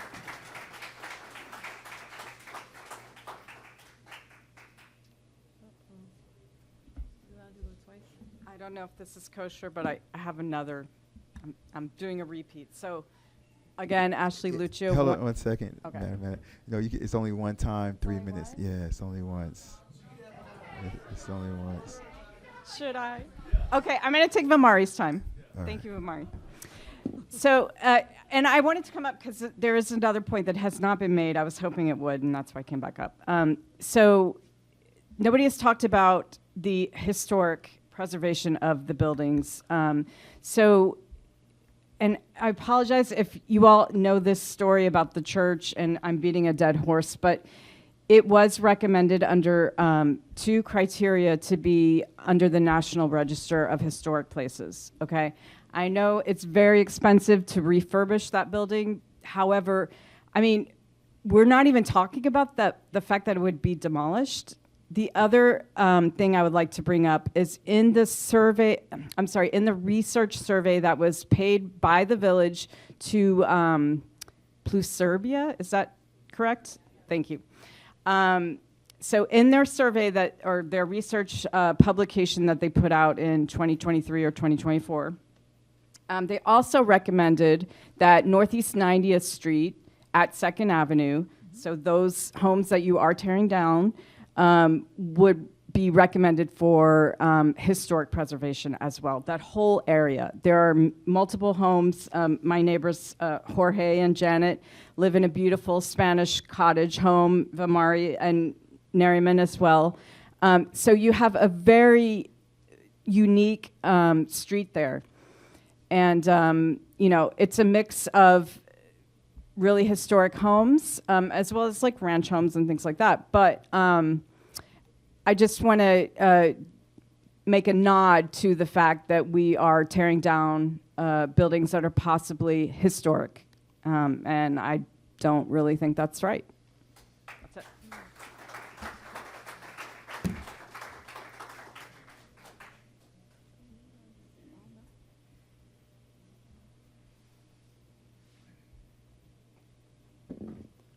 Alexandra Baza, 120 Northwest 86th Street. First of all, I want to thank everyone who's here for this big turnaround. Given the very short notice that we had to review 435 pages, I really think that this needs to change. This is impossible that we don't have any resource to do any research about if a property is historic. They're talking about the environmental impact. How many trees are you cutting? You cannot replace a mature tree with all the environment, all this life that it supports, and just put another tree and assume that it's just going to be just okay. Not in this environment. We are a bird sanctuary. That is just not. It just doesn't happen. Despite of how many times the council has overlooked that, that is a very serious issue to address.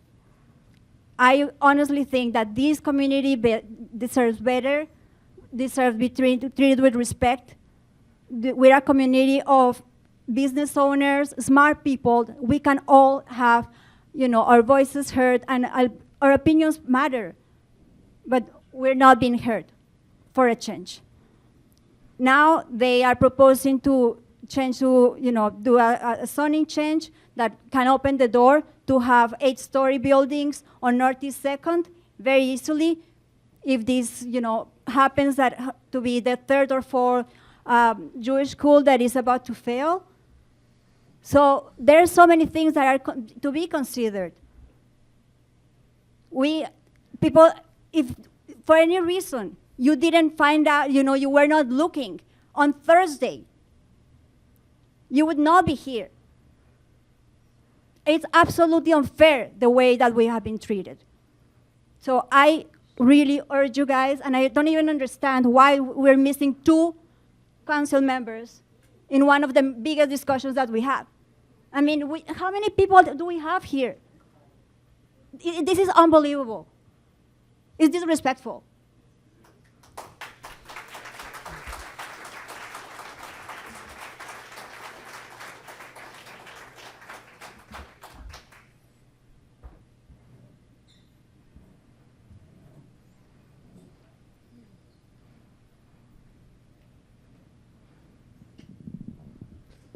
Good evening. I'm Noel Pace, 206 Northwest 91st Street. Welcome to El Portal. Sorry that, I wanted to come up here to see the map because, I haven't even had a chance to look at the map here and where Northeast 2nd is and where 88th Street is. Does everybody see where the diagram of the map is? So this is Northeast 2nd Avenue. This is Northeast 87th Street, El Portal Boulevard, the street that's out here, okay? And then Northeast 88th Street is here, and then over there is basically that back lot where they're knocking down the house that they knocked down this weekend. So the thing is that, we have a community plan here, and I think Plus Serbia was mentioned. We did a charrette process. We have community standards. I don't know if you guys are aware, but our residents are not even allowed to have hedges or walls or anything around their properties.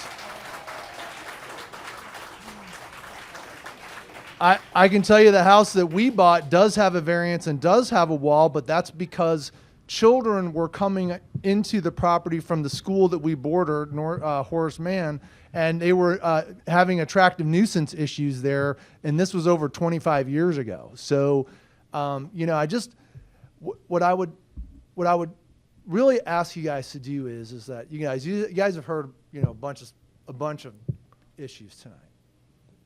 Course of action development is the key to getting approvals on projects. You guys own a lot of land in this area already, obviously. I would really, and the architect's done good work here. I think it's great. The inside of this place looks, beautiful if you could see it from the street, but with an 8-foot wall, you'll never be able to see it. My thing is that you guys are asking for all kinds of variances, all kinds of ordinance changes, all kinds of zoning. The impact we're talking on this one property, when you have acre after acre after acre of the Little Farm property. Take all the good work you guys have done, repackage it into a property, the Little Farm, and I think you'll get probably a different response here. I really do.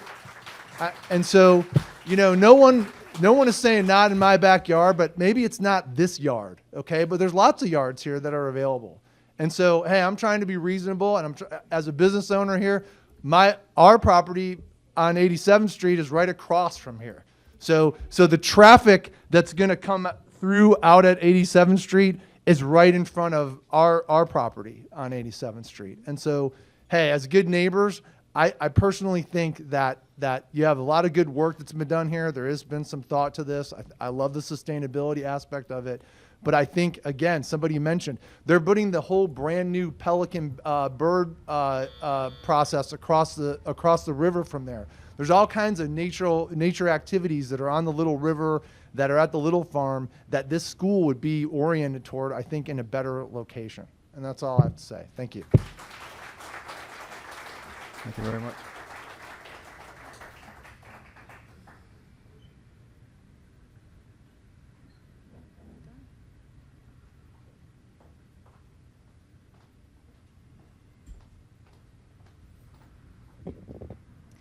My name is Velvet Connolly. I live at 355 Northeast 87th Street, right here on the corridor. And originally, I really wanted to support this project in terms of I liked what you were standing for and the idea of the type of education that you were bringing, and just as a business and as a homeschool mom, I like to see innovation in education. But I have to be honest, and I also was frustrated at the 455-page document that I got 24 hours to review. But I did do the best that I could to go through that document. And there were definitely some things that were very concerning. I mean, you've heard it all night about the traffic, and there not really being a sustainable plan, not only for the parking, but also for the traffic of what would happen on 87th Street, the street which is our main corridor, and on Northeast 2nd Avenue. Those are pretty big issues, and I think that can't be ignored.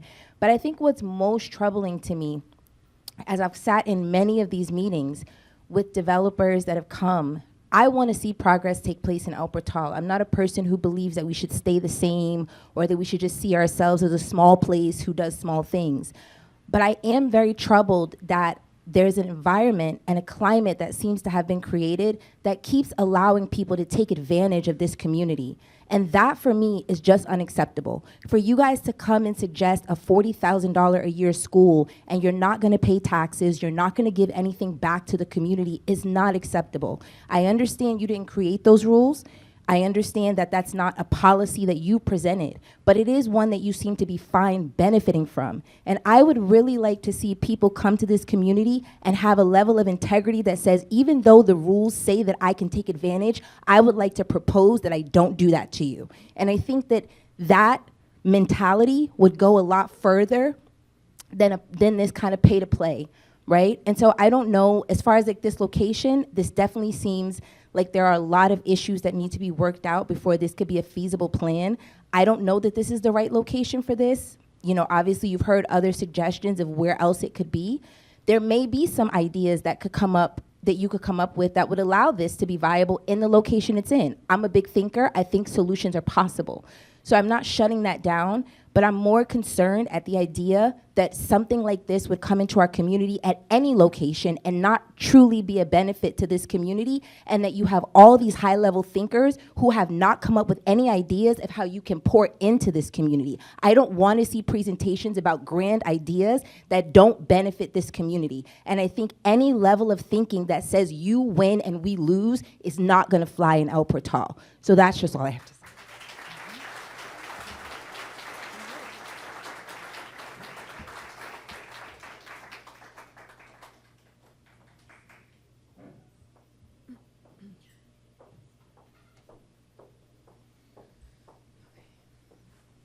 Amari Roman, 112 Northeast 90th Street. I want to thank all the residents that came up to express their thoughts. I share all of your thoughts. I've been here since 2005, and again, it is a beautiful project, so congratulations on the project. I agree that it should go to the Little Farm. The one question that I have here, and it's a big concern that we're just finding out within 24 hours, you see a room full of people here, but the question is more for the council. Why is it that we're just finding out? I want to know what's in it for you as council people. I want to know what's in it for you as mayor. If you all supposedly live here and own homes here, why is this even being presented to us at this location? That's the question that I have.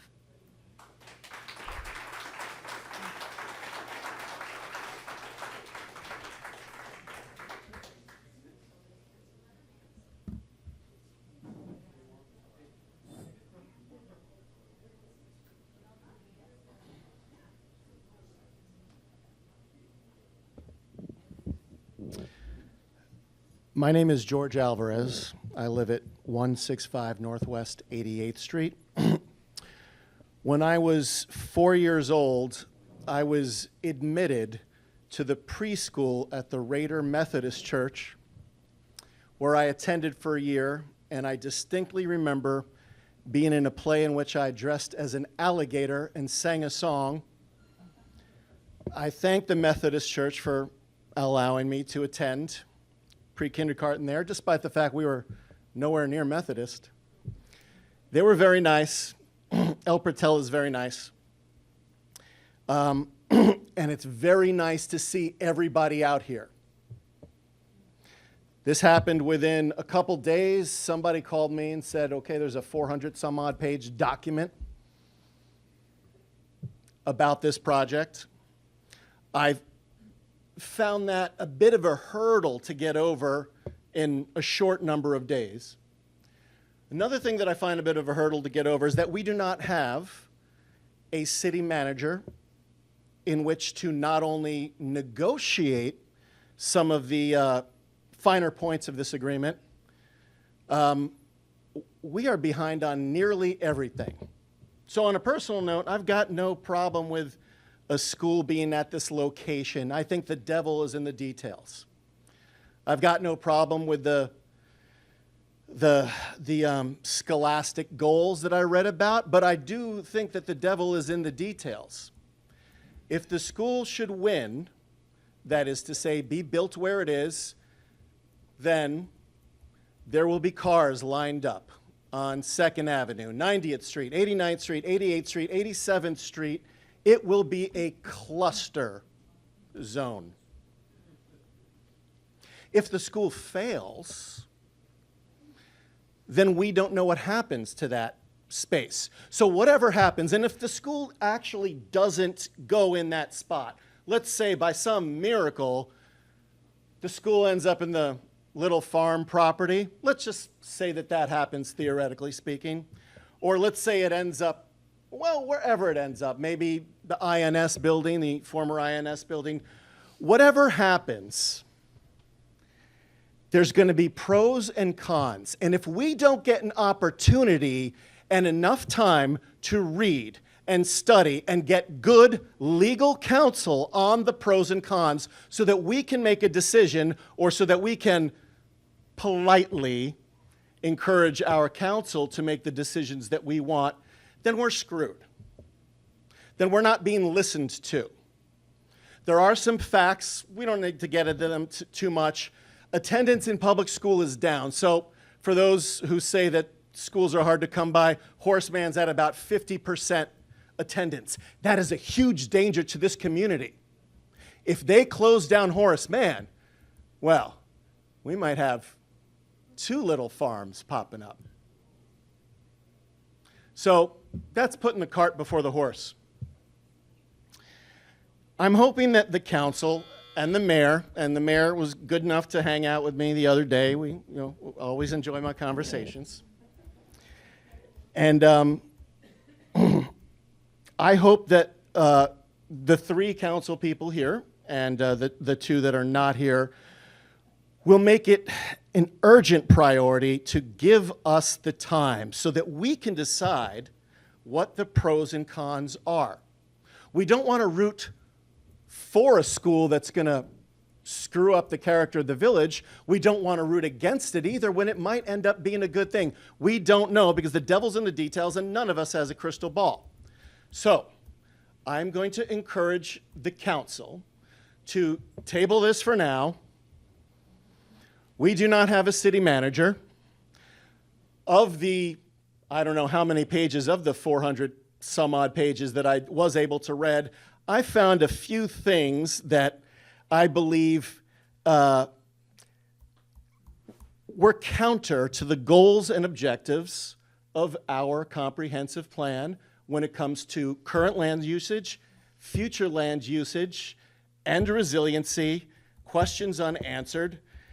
Perhaps this project will be amended.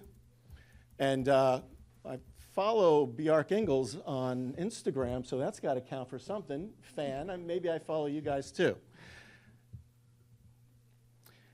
So there's some good and serious people who are involved in this project, but if our ability to move into the future as El Portel, to modernize to the degree that we are comfortable, to the degree that doesn't shoot ourselves in the foot to the degree that El Portal is not just filled with traffic, filled with public safety issues, and not filled with trees. And remember, although there's a lot of trees in the rendering, sometimes renderings lie. Hopefully that will be worked out by people of good faith and people who have the faith in their constituents that our opinion matters. I urge you guys to table it on the reasons of the city manager, on the reasons of contravention, I would suppose that's a word, I'm not an attorney, Mr. Geller can advise, to the goals and objectives of some of the parts of our comprehensive plan. And I thank you for your time and wish you guys good luck.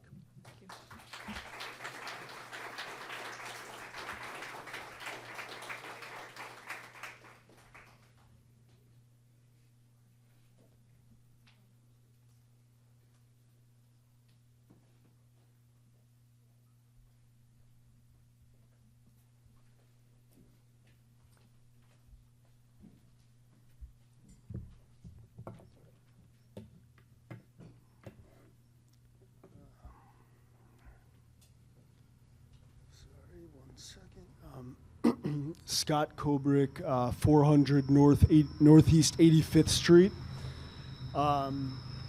Okay, so thank you, Council, for being here tonight. Thank you to all the residents. And there's an amazing turnout tonight, and I really appreciate that as part of this community. So I'm not sure, some of you might know me, some not. I am currently in a lawsuit with the Barrington brothers, who are developing the Launch project and previously developed the Kvista, along with attorney Ben Fernandez. I am currently in a lawsuit with them and with the Village of El Portal about the essentially not following our comprehensive plan and zoning code when approving those projects. And I just want to quickly read just a quick read of what those elements from our comprehensive plan were.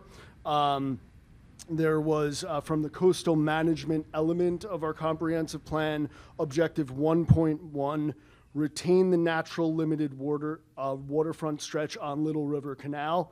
Policy 1.1.1, preserve and mitigate where possible the natural canal banks to further marine and wildlife habitat.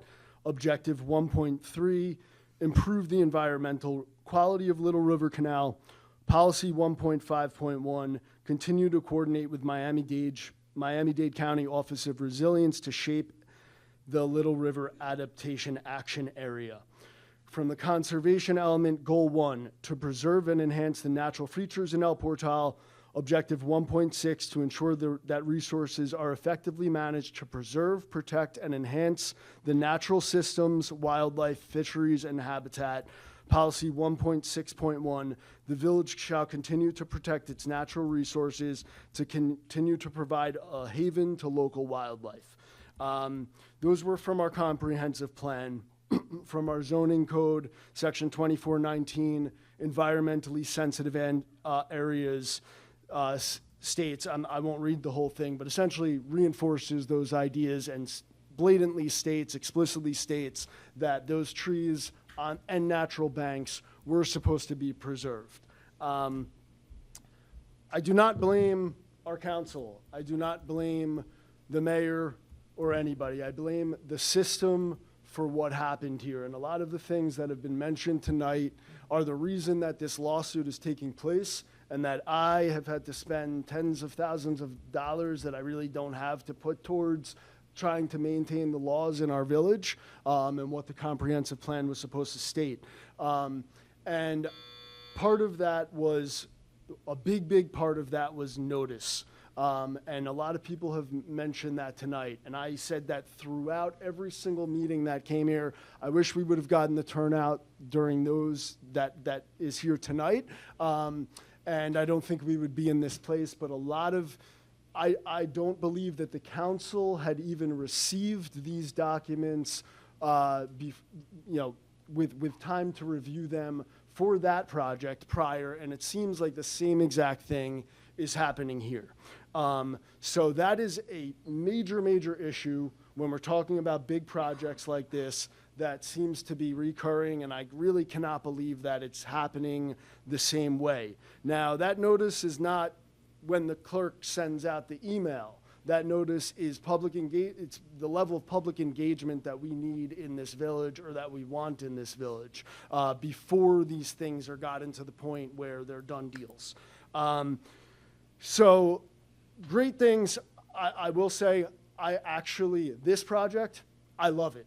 I love this project. I think that my number one goals are green infrastructure and canopy and climate resilience, because I want my children and my grandchildren to have a place to live here. And if we don't do those, we won't have our grandchildren having a place to live here. Those are my number one goals. This project seems on paper to be amazing with respect to that.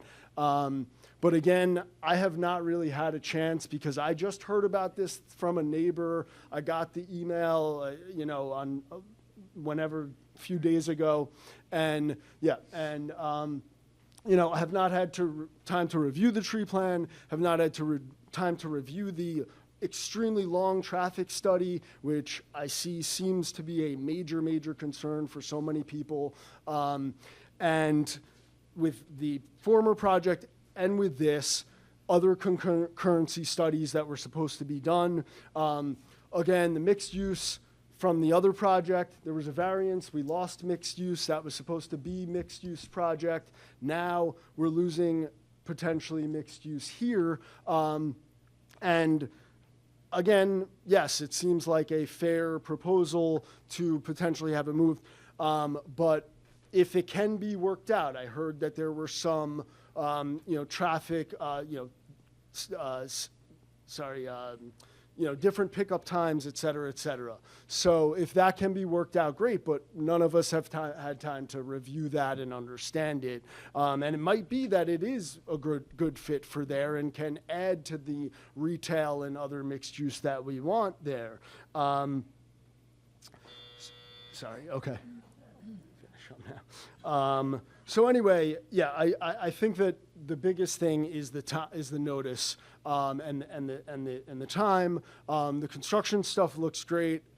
I also have been abutted to two major projects, Pelican Harbor as well as the Cavista building.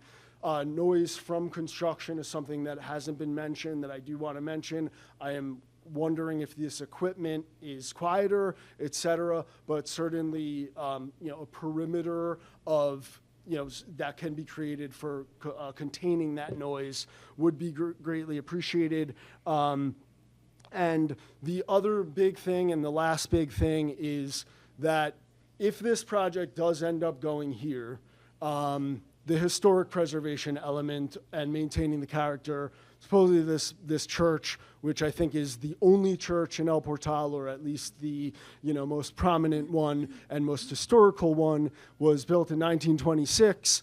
And I question whether or not, even if, because of course I love the canopy, I love the green infrastructure, even if there's elements of that that can be preserved, the perimeter, maybe an open air roof, et cetera, but elements of the historic church that could be preserved if it does stay in this location. I hope those can be considered. Thank you very much to everybody. Appreciate it. Thank you.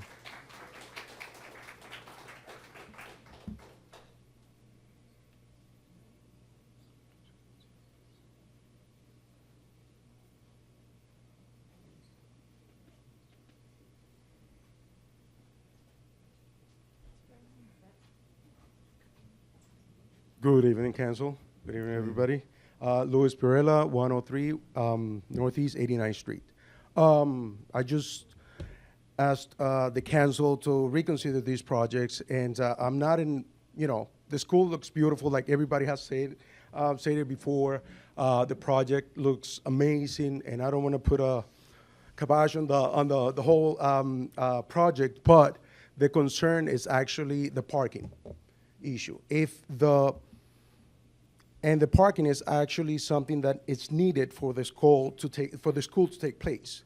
So to tear down 2 multifamily homes, multifamily buildings, and the busiest corridor we have, a corridor that based on the charrette and all of that is being, the goal is to have a business corridor, not a parking lot.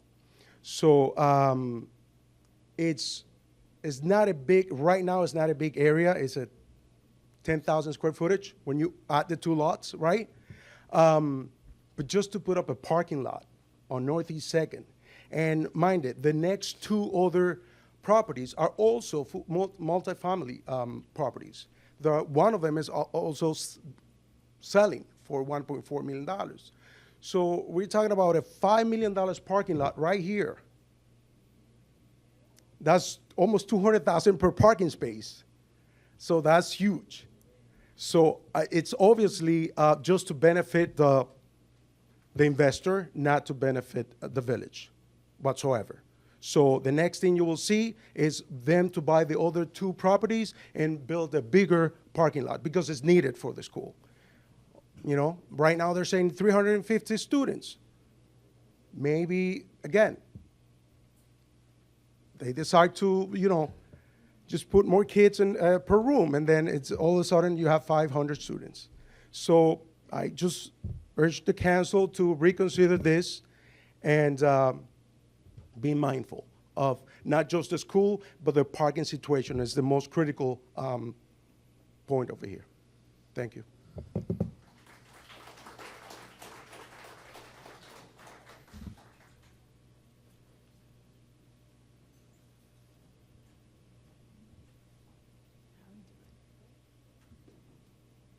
Next public comment.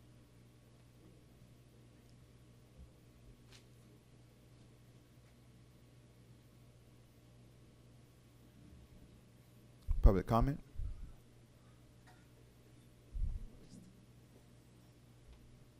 This is the public hearing portion of this item. Anybody who would like to speak, this is the public comment portion of this item.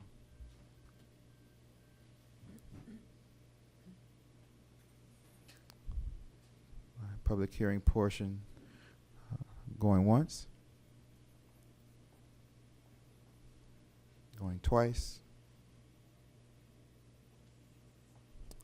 Public hearing portion for this committee item will be closed at 8:38 p.m.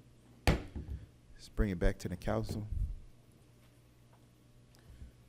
All right, you guys. So, if I may, Mayor. Yes, Councilperson Irwin. All right. Good evening, everyone. I also want to say thank you to all the residents for being out here tonight. Forgive me. Okay. So, I also first learned about what the scope of this project was just last week, maybe a little bit ahead of when you guys found out. I do want to thank Ms. Lauren for meeting with me.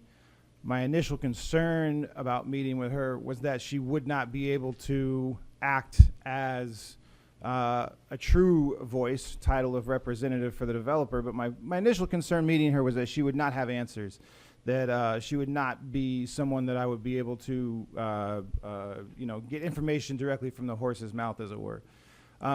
She was exceptionally well prepared. I was very relieved at that all by itself. I was like, okay, we can have a real conversation. I did give her a bit of a warning that I was going to dive deep very quickly, and she kept pace with me without any trouble, and was able to articulate from the developer's side what it is they're trying to accomplish here. I do not find the developer to have deceitful intent, so I think that it's as presented. I think the project is what, as presented here tonight, is what they're trying to accomplish. I did not find a need to circle around or find other angles or tease answers out of her. So I was, again, very relieved at that reality of, I met with her twice, and so I sincerely want to thank her for her time. And so I will say for the project itself, if it does seem to be, as presented, what they're trying to accomplish here. I was very clear with her that my first two major concerns with this was, first and foremost, that it was going to be a business that was not going to be generating tax receipts for the village. That was first and foremost what I established with her was going to be a major hurdle. The second of which was the private nature of the business itself. So the 8-foot wall, as discussed, was my second concern that I brought up with her in terms of my own personal priority. The first was tax receipts for the village for the lifetime of this project. My second concern was the elimination of public use of this property, which is an iconic property here in the village, and that, as mentioned by the residents tonight, our charrette, our comprehensive plan, does outline Northeast 2nd Avenue as a future business corridor, and that property in particular is the most iconic of all of the lots along Northeast 2nd Avenue. It will be a gateway, it will be a beacon, it will be, use a bunch of adjectives, whatever you might find in your lexicon, to establish that it's what people are going to notice when they drive through that section of the village, traveling west on 87th, traveling east on 87th, as well as 2nd Avenue itself. I do believe that the school will bring attention from outside communities to make our community more visible, to communities that we already are kind of sister communities with in terms of different locations within Miami Beach, Bal Harbor, Surfside, North Bay Village, Miami Shores itself. I mean, I do believe that this would bring attention to El Portal from outside communities that our residents already interact with on a daily basis. I was very adamant about my concern for rezoning the residential lot on the east end of the property, but as we got through the discussions, that actually lessened in terms of my overall concern. I do think that it is a problem that we are behind on updating our charrette, our comprehensive plan. We are already a couple years overdue on this. And so while we do reference it quite a bit in these development agreements, a lot of the times when we're referencing it, it's that it doesn't have enough teeth. It's not where we want it to be. It doesn't accurately reflect what we're trying to accomplish in the future of the village, because as Terrence McKenna pointed out, our society is becoming exponentially more complex on a daily basis. All right? So understanding that our society as a whole is becoming more complex on a daily basis, it becomes increasingly more difficult to understand what's coming in the future, which technologies are going to be viable and have long-lasting tenureship in our society, which technologies are going to disappear and go the way of the dodo. I do think that this project is well thought out. I think it's well presented. I think its intentionality is above board and a honorable intentionality. Aside from the project itself, I have even more concerns beyond tax receipts.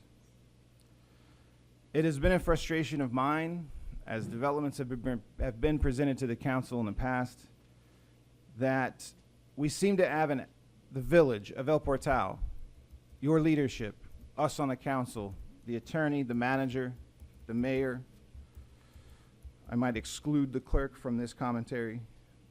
But to understand that it has been a frustration of mine as developments have been presented to us that we do not have a team that is organized, that is prepared to present in a timely manner information coming out of these discussions with the developers to be presented to the council persons. And that is a disservice to both the developers trying to do business with the village as well as to the residents of the village, because it creates an environment of distrust where maybe there doesn't even need to be. I certainly think there is more than reason enough to have distrust at this point in time. I accept the fact that I am a community leader, even though historically I have used some of the harshest words available to describe politicians and community leaders.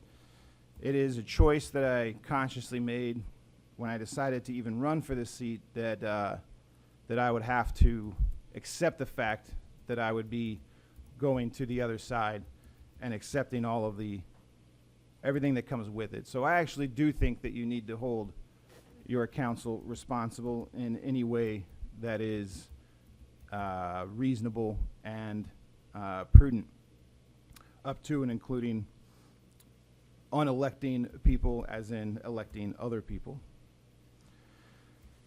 Having said all of that, from the outset, I expressed to Ms. Lauren, almost in the opening statements, that my primary concern was that we did not have a proper team put together to be able to present this in a digestible way, initially to the council and ultimately to the residents. And I will express extreme frustration to an unbelievable level at what happened at the last meeting, where we put ourselves in a position to have an absolutely competent interim manager that would at least be able to navigate the day-to-day activities in the village, as well as entertain any meetings with outside parties. The mayor and councilperson Winters ensured that that process was stopped dead in its tracks at the last meeting. We are back to square one.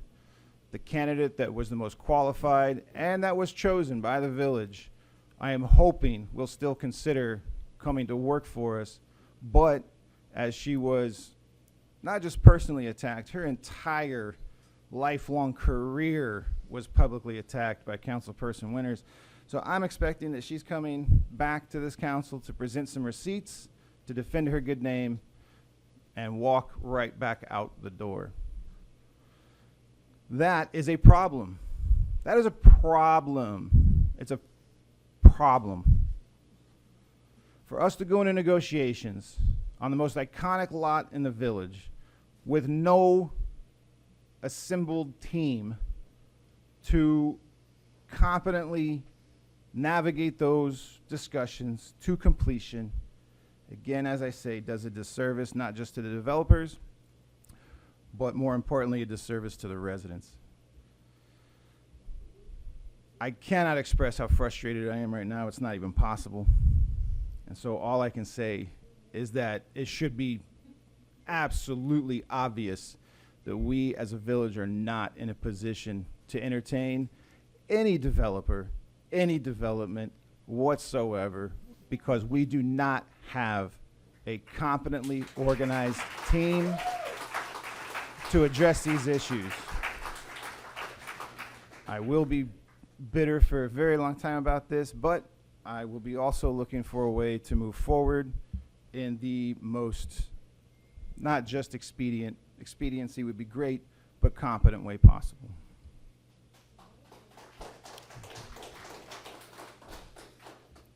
All right, thank you very much, Councilperson Urban. All right, you guys, so as far as the application process, why you guys are hearing this before us, and then I'll go straight to Ms. Edelman's questions. You guys are hearing this because the application process went through. So the application process on December 1st, we received, one second.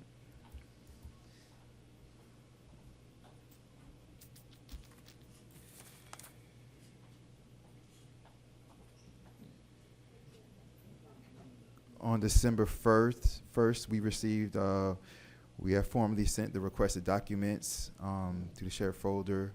You all have the materials needed for the planning and zoning meeting. This is December 1st at 3:57 p.m. So for any comments that were made about any previous meetings and things like that, our last council meeting was November the 18th, and we received the documents on December the 1st. The documents were submitted at 3:57 p.m. Right there on that day at 3:57 p.m., my email went out at 4:31 p.m. Good afternoon, all. I would like to have a virtual Zoom meeting tomorrow, Tuesday at 1:00 p.m. How does that work with your schedules? All right. So,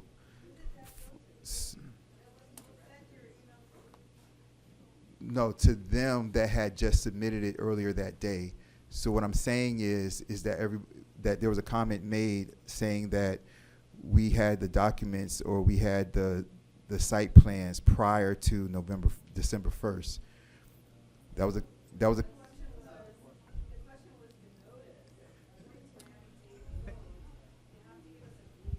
Yeah, Mr. Mayor. Mr. Mayor? There was a comment. There was a comment by the second person who stood up.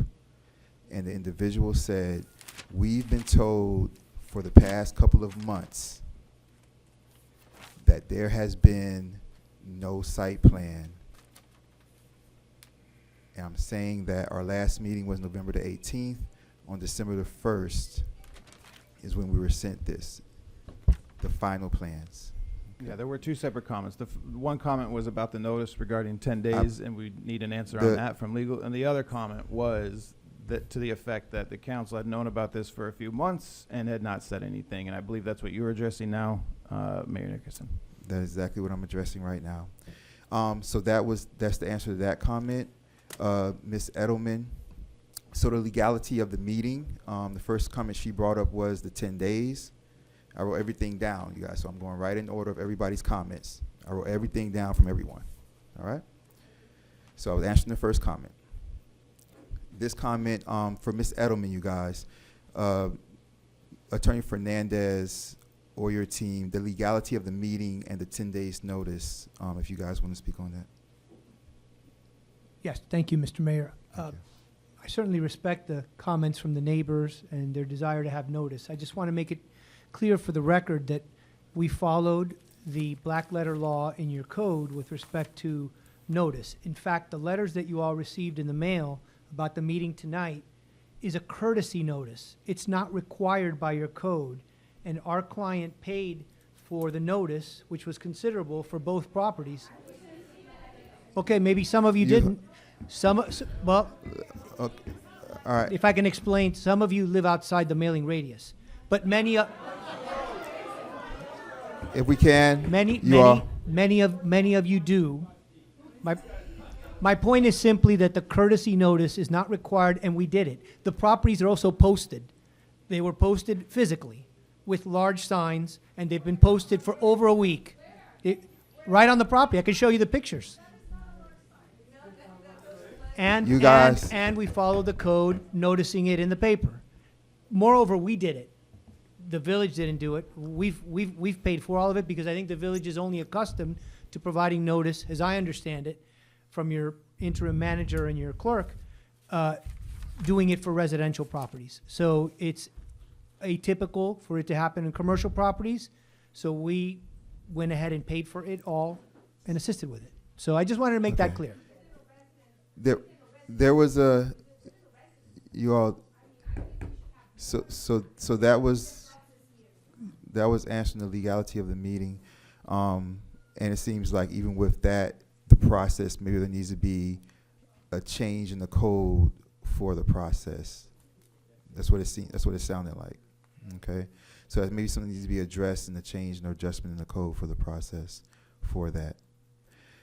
The sewer plan pumps was Ms. Edelman's next point. So the sewer plan, she had a question about, well, she has this kind of a statement or question about the pumps, and is there a plan about the streets being dug up with the sewer plan, with the pumping station that's going there? She would kind of like to know, is there a plan about the streets being dug up? how long will it take? You know, what streets would be dug up? How will that impact our residents for the sewer plan? If anybody wants to quickly speak on that.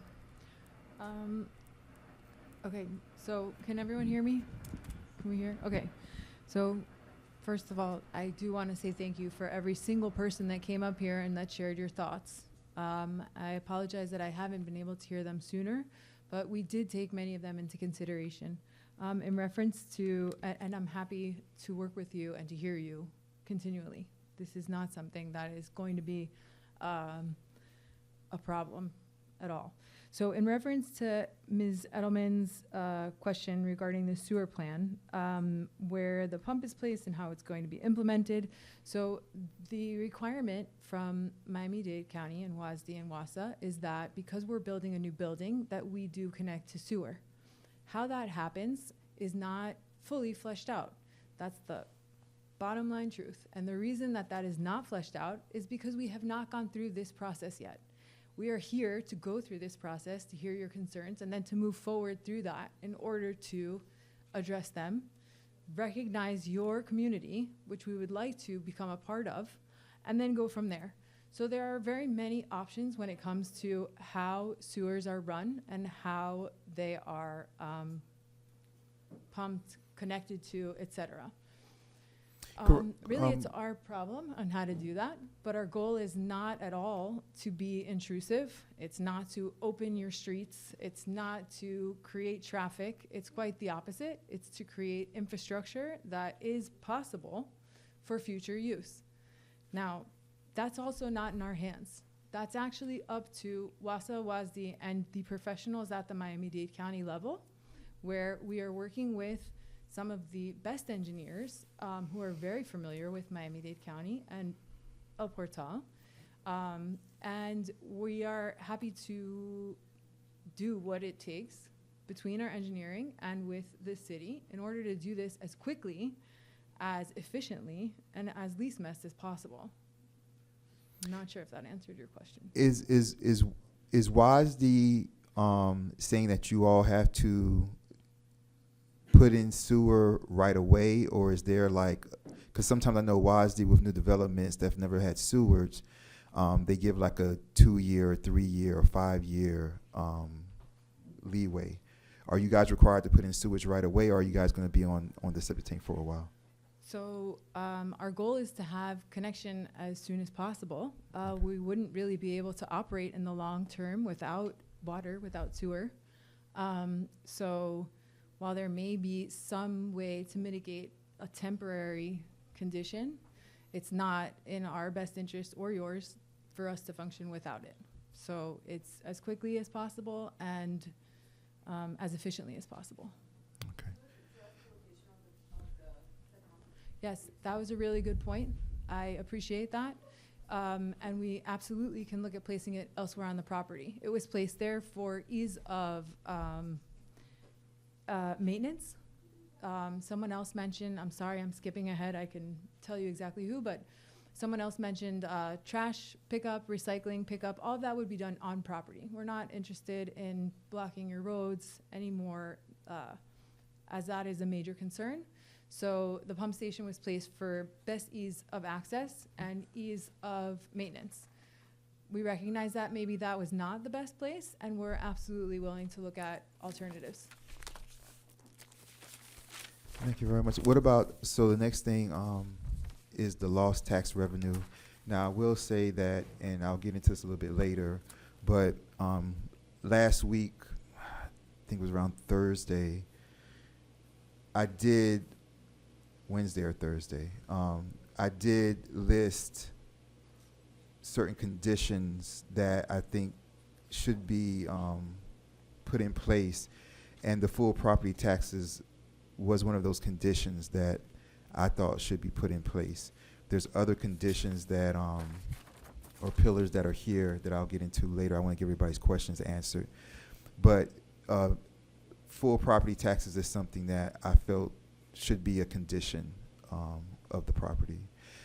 The next is a traffic study, you guys. When you guys did the traffic study, do you feel that it was done at the best time, or or did the county make any comments about it? I know your traffic study right now is at the county level, and it comes back, I believe, next week or something like that. But the traffic study, did they feel like it was an efficient traffic study? First, may I address the taxes issue, because that was something that came up a lot. So, taxes. You're right. It would become a nonprofit, and it would not be taxable for property taxes. Now, taxes go to Miami-Dade County, right? And a portion of which, that breakdown, a portion of which comes to El Portal, where you would lose taxes that we would pay directly to Miami-Dade. We do have the opportunity to help with impact fees and millage rates that we can deduce based on calculations to help with your streets. To help, I'm sorry? We don't, right, exactly. We don't want to increase your taxes. We don't want you to have to foot any bill. What I'm saying is, rather than us pay taxes to Miami-Dade County, which doesn't actually legally make sense as a nonprofit, we're willing to look at what the impacts of our project would be directly on your community and on our future, hopefully, community, so that we can help mitigate those costs so that you're not paying for whatever is lost in terms of our taxes. We're happy to look at that and calculate that. Absolutely. That's what this is for. We're here to hear you, and we're here to move forward, and we're here to recognize your concerns, take those into consideration, and move forward with a development agreement in writing.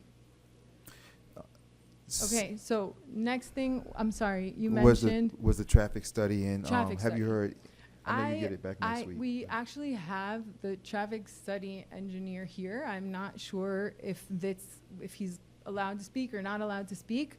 I personally do not know traffic, except that I'm a native Miamian and I know what it is to be in traffic all day, every day. So, again, it was professionally done by one of the top engineers. It was also looked at and reviewed by your traffic engineer through Corradino. It is also being looked at and studied by Miami-Dade County. So it's on its tertiary review currently for traffic and how that might affect the neighborhood. We have taken every consideration possible into making sure that we are not influencing you or impacting you in a negative way any more so than you could already possibly feel, right? So we have limited traffic to solely be circulating directly around our property, entering right lane, turning right, exiting right turn only. So there is no left turn. I'm sorry, I could look through my notes, but someone on 87th Street mentioned that they don't want someone to make a left turn into the school. That's not gonna be allowed.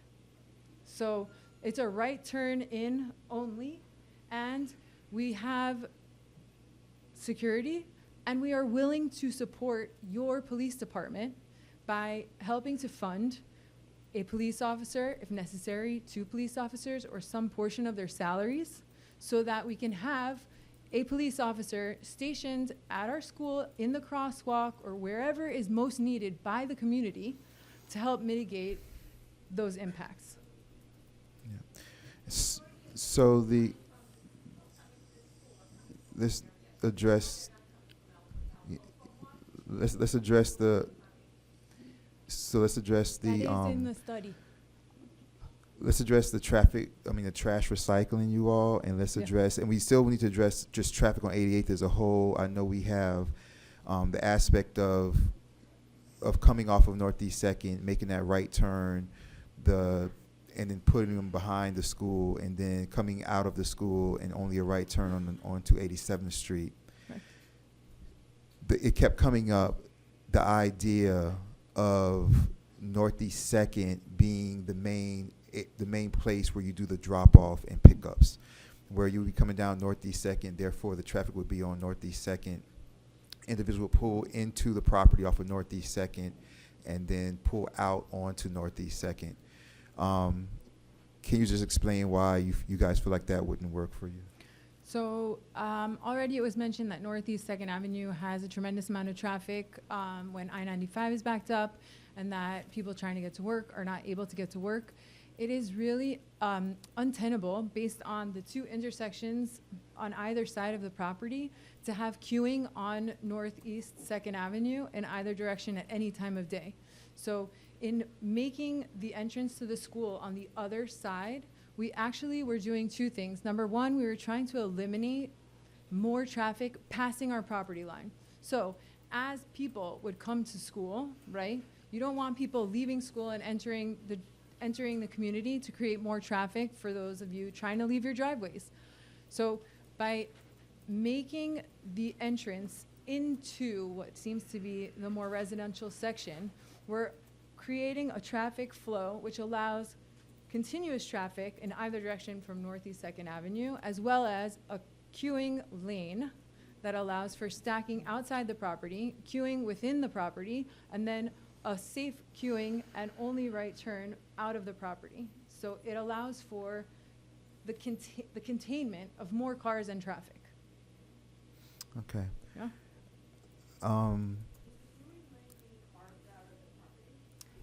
Yes. So there was a question, I mean, I don't know how they answered this. What happens if the school fails?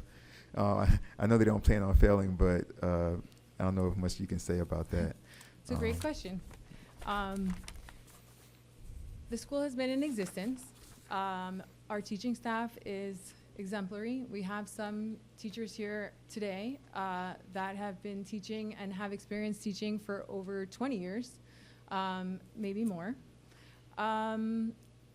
There's no promise, right? We can't say that our school is going to last forever and be a forever successful school.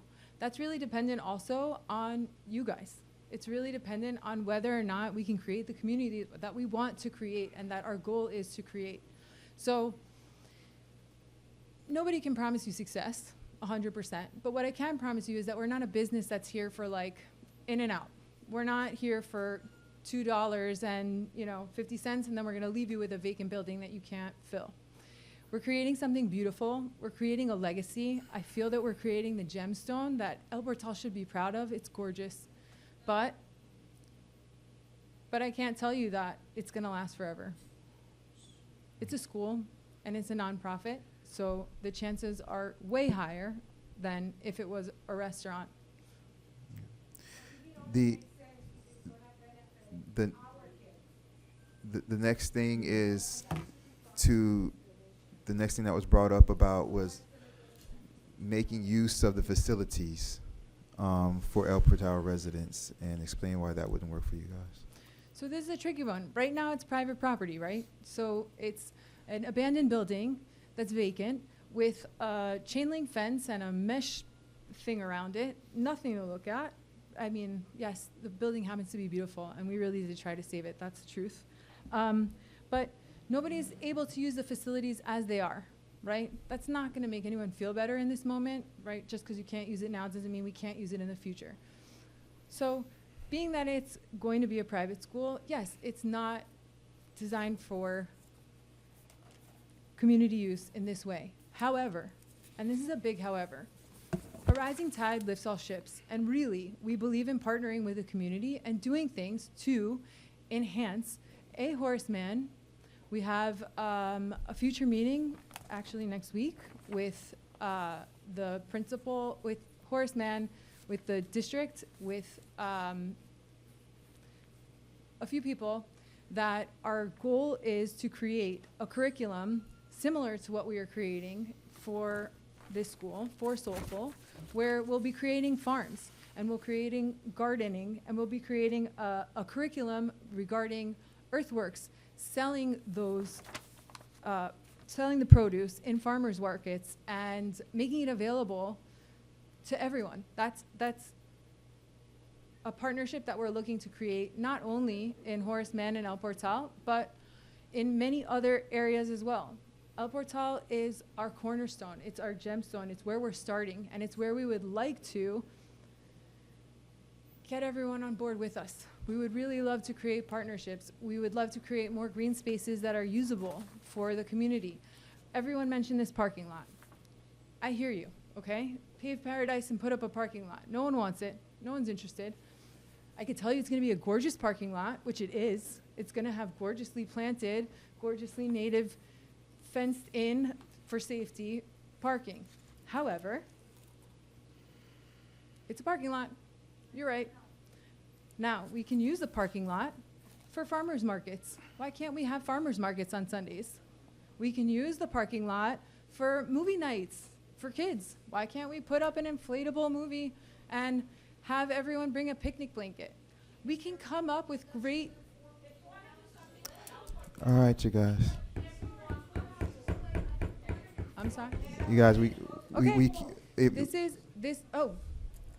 So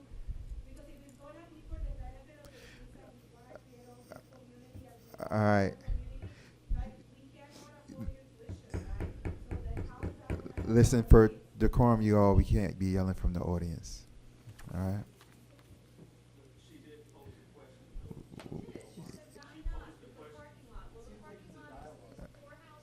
All right.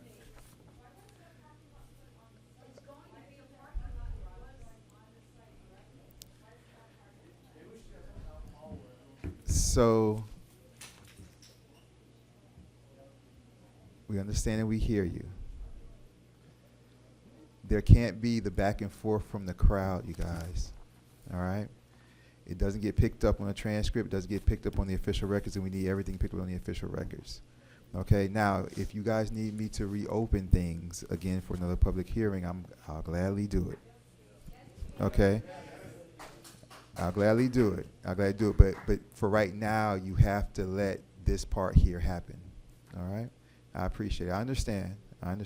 But we have to pick up everything on the transcripts. Okay? We got to pick up everything. All right? If you're asking questions of the audience, please refrain from that. Sorry. All right, just answer the questions that are asked here so that we can get through these questions. All right, so that was the facilities, and you said that, and you went to the parking lot. For the parking lot, there was also, that came up, Mr. Carbelli, you had the parking lot on 90th Street, the school zone, slow traffic, school students possibly causing problems. With the parking lot being on 90th Street, how does that affect maybe like traffic and slow traffic being extended longer than it probably normally would have because it's on a street that's much further away, extending the possible school zone? If you just want to address that, and school students causing problems, and how you would address that. So our goal is to have student drop-off and pickup completely on property. The off-site parking is for faculty and staff only. So it would be adults that are walking to and from the parking lot to the school, which allows for the opportunity of a coffee shop or people to stop and partake in any businesses that may come up in the corridor. When that corridor does become more businesses, more cafes, more restaurants, you will need parking. So the parking and the students are self-contained. Faculty would be walking. I'm sorry, am I missing a part of the question? It was about the parking on 90th with the school zone possibly being extended. It would slow down traffic even much more, and the students possibly causing problems. But you did say that it's faculty. You did say it's faculty parking over there. But if you can just address just the concern about students causing problems and students being mischievous. Our goal is not to have the students out and about causing problems. I understand that that's everyone's goal, but ours is that drop-off and pickup will be taking place on property only. I can't make you a promise once a family leaves the school that they won't be misbehaving, but that's not the type of student or family that we're looking to have. Like I mentioned earlier, happy helpers, grateful givers. Can I move this back? I'm sorry, it's hard for me to see you. How many trees are being removed? We heard a number like 90 being floated around. Okay, do we have this on a slide? I think that we have this on a slide. There are trees being removed. The trees being removed are mostly palm trees. There are, if we look at the picture, there is a cluster of oak trees that are not, they're saplings. They're not well-developed oak trees. We are preserving actively any live oak on the property. We're also preserving all sable palms that are native, that are there. It's not on here? Okay. I can get, it's not this. I can get you the exact numbers. I don't have them on me at this moment, but we are exceeding the requirement by almost 700% in terms of landscaping and native planting. So in the grand scheme of like things where they fall, we're really well above board in terms of native and landscape plantings. Okay. Before we move on to the next one, I just want to, this one right here, for the 3D printing of the concrete for the property, is it up to hurricane standard? That was my favorite, the soft serve. Yes. So Miami-Dade County has NOAs approved. They have been engineered for, and actually I shouldn't even answer this. I should let the people that work for ICON answer this. But I'm really, really proud of it. It's really, really cool and great. Go ahead. Hi again. Short answer is yes. We've gone through testing, ballistics testing, and meeting Miami-Dade County requirements for hurricane rating of our wall system. And we've got reports on the results of those tests. So yes. Okay, that's the hurricane standard question. As far as there was a few questions about why are we even hearing this? Like, why did council even allow this to be heard? So when somebody goes through the application process, they pay and they go through the application process. We hear them once they're ready and their application goes through. It doesn't matter who it is. So you can't, like, for example, if you wanted to do a garage conversion, we can't say as a committee or a council, I don't care if you did if you apply for a garage conversion. We don't want to hear your garage conversion. We can't do that. So once you apply for whatever you're applying for, it doesn't mean we have to agree, but you have a right to apply. But once you apply and once your site plan or whatever it is, once you go through that process and it's ready, then it comes before us and we hear it. So that's why we're hearing it. So 'cause I think there was there was kind of like a feeling of, council, you guys brought this forward, but it's not like that. Whoever applies, they go through the application process. When their application is ready to be heard, then it's heard, and that's just the reason why it's being heard. Okay. There was another comment about being in a deficit. El Portal is not in a deficit. The only thing that happened in El Portal with this year's budget season is the property taxes for the Cavista went online.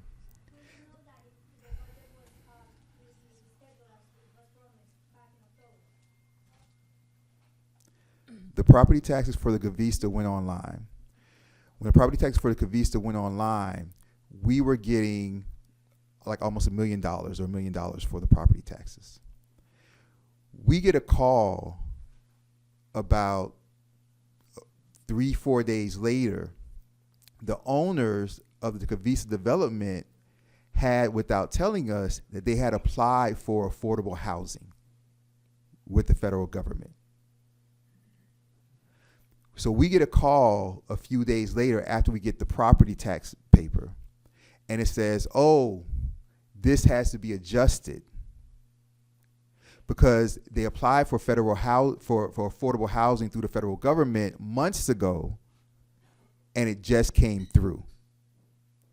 So instead of getting an extra $1 million, it went down to like 400 and something, or almost $500,000, because they get tax breaks for affordable housing.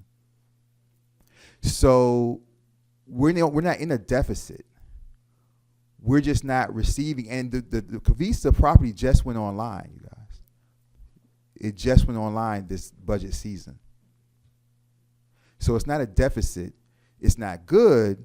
We're getting much less than we thought we would get, but it's not a deficit. Okay. So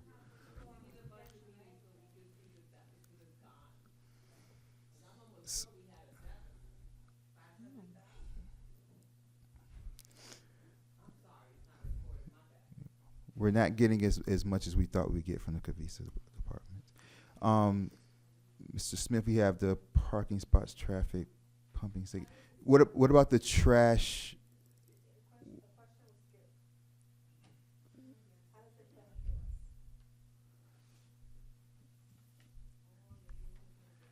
That question has not come up yet. I did every question that's on page 1. I just finished page 1. I'm on page 2. The first question.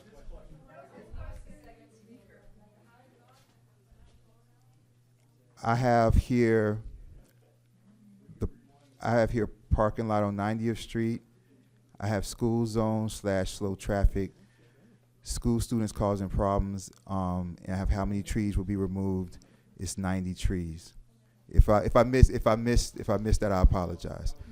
If I missed that, I apologize. But I do see it on this page also, so it came up a couple of times. Okay, that's what I had on you. All right. So the next thing was trash recycling. Also, how was the trash recycling? Have you guys thought about that, or that far forward with the trash and recycling, and how that maybe will affect the surrounding neighbors? It's taking place on property. We have it located where the truck can pull in, the dumpster will be rolled out, trash will be taken, recycling will be taken, the truck will back out or go through driveway and exit. Okay. So you're keeping it. So you're saying that it's all taken within the property. Correct. Okay, behind your property. The next one is right here. Benefit to the village. I just got finished doing the pumps, the trash, you guys, and it was right here. So I'm going in order. I'm going to get there. I'm going in order. This is Mr. Craig Smith. Benefit to the village. That's the next one right here with the question mark. So what's the benefit to the village? Or how do you feel like what you're doing is a benefit to the village, or do you feel like there's other ways where you could do things to benefit the village? How is this benefiting the village by being here? Okay. Well, yes, besides the beautiful trees, so I really see this as an amazing opportunity for El Portal. And the reason that I see that is because you have, 350 kids. That doesn't mean 350 families, so it also doesn't mean 350 cars, but it does mean 350 children. Eventually, we're starting not at 350 children. We're starting only with the lower and some middle. Our plan is to matriculate and grow as the community grows and as we are more welcome in the community, right? So how does it benefit you? Well, if you have 350 kids that come to school every day, then the possibility for a dance studio where maybe moms do yoga, kids do dance. That is a benefit. That is a tax benefit. That's dollars in pockets, okay? How does it benefit you to have the active corridor that I heard so many times tonight? To create businesses, to create opportunities. That's benefit. How does it benefit green space? We're doing green space. We have farmers markets. We have outreach. We have the opportunity for community involvement. So I think that would be something that when we get later on, I think that what I had in my pillars that I made up last week would spell out some of those things, and we'll get to that.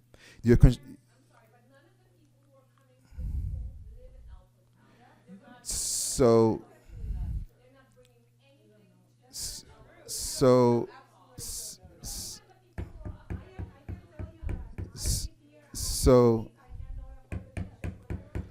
we can't yell from the audience, everybody. You May can't I? yell from the audience. Okay. The next thing is the construction timeline. What did you guys envision as a timeline for construction and the impact on the surrounding area? So the benefit of 3D printing is that it's actually really, really a quiet and non pollution, noise or otherwise process. So actually, it can be self-contained. We can 3D print in a tent. So it's something that would be quiet, self-contained, not polluting, and our timeline is very aggressive. We would like to have the school opened for next year.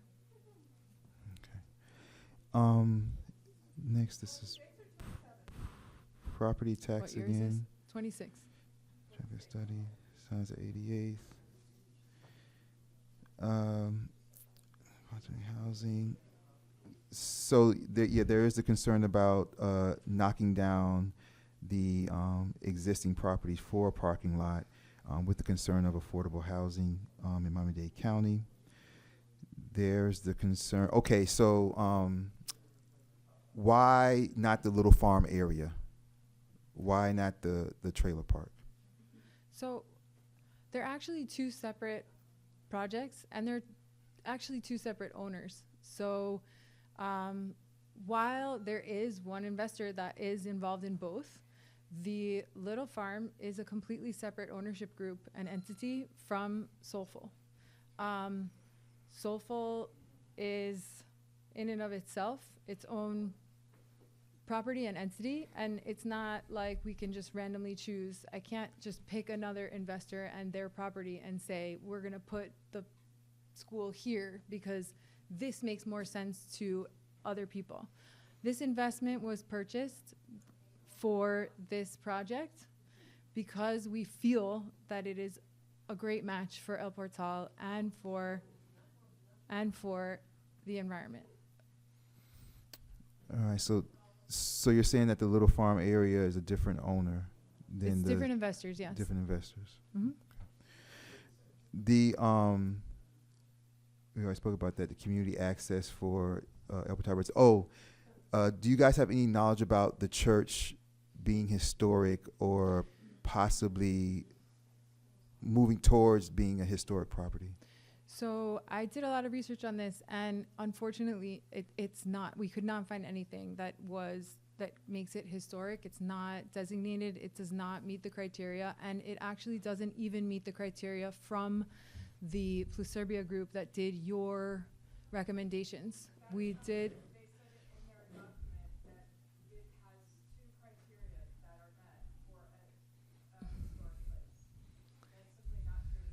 It's possible that I missed it and I misread it, but I did look, and from what I saw, it was not there. What was there was the house opposite. So the homes that you mentioned on 90th, the home directly across the street that is a doctor's office, I believe, is recognized as historic for its Art Deco.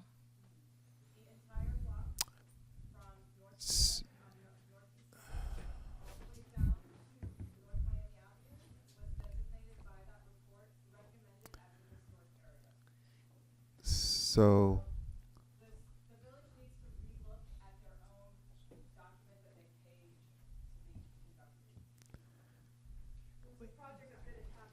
Whilst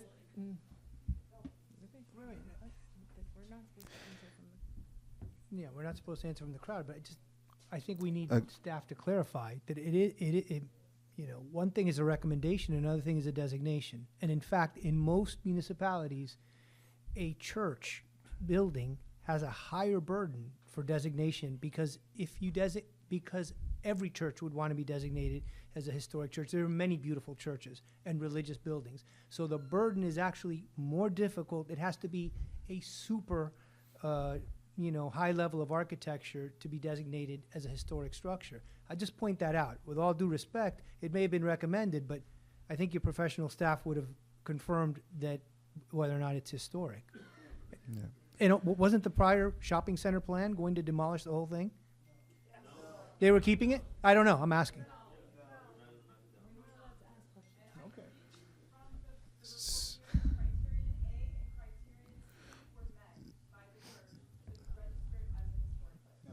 It would still have to be designated. So, yep. So, yeah. So we can look into that about the historic designation. Just for clarification, though, the previous owners, they did apply for a demolition permit. They applied for a demolition permit, but they didn't go through with it because they sold the property. But they also applied for a demolition permit. Okay, and remember, and also just understanding these demolition permits, they're not through El Portal, they're through the county, right?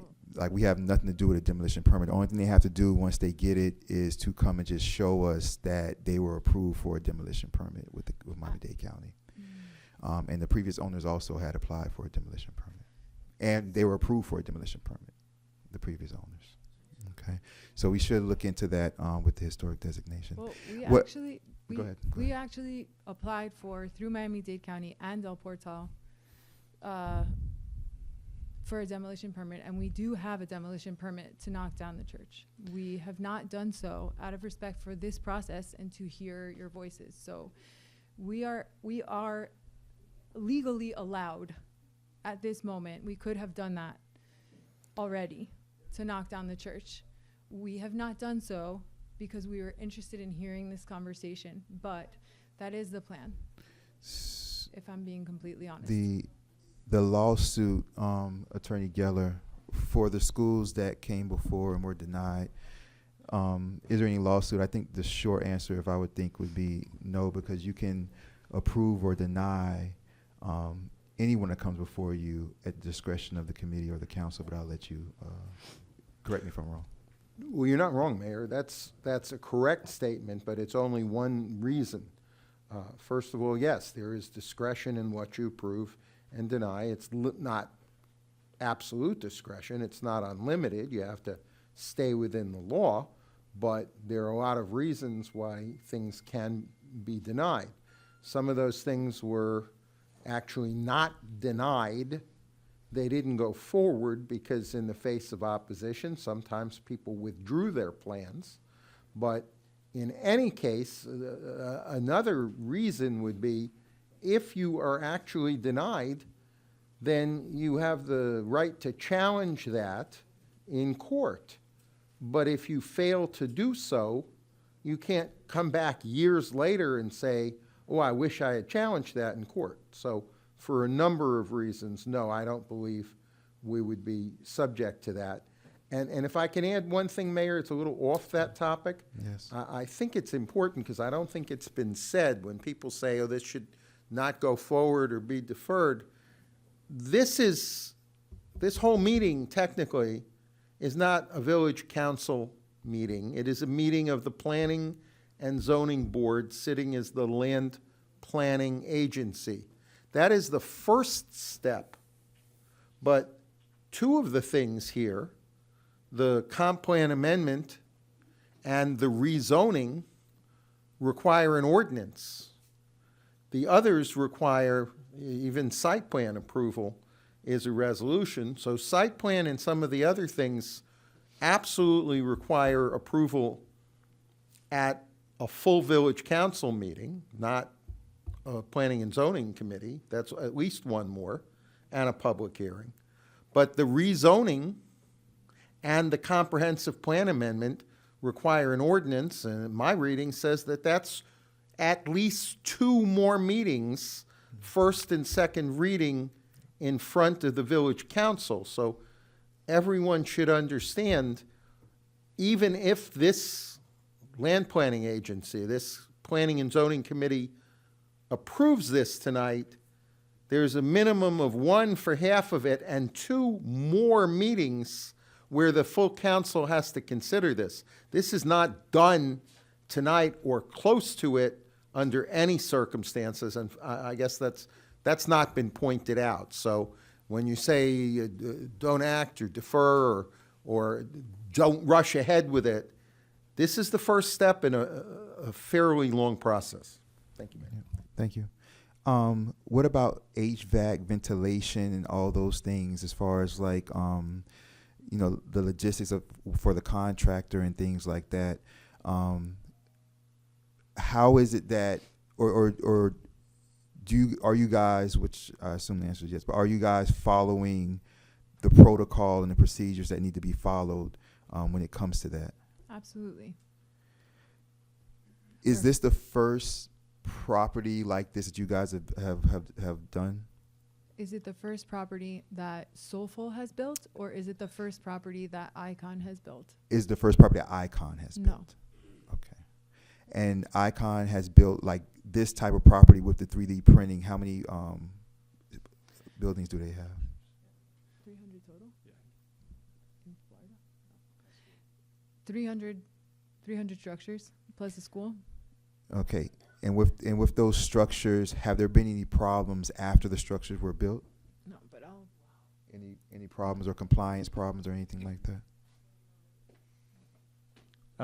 Nothing major other than the normal, typical warranty items. Usually with the non-printed items, but nothing major.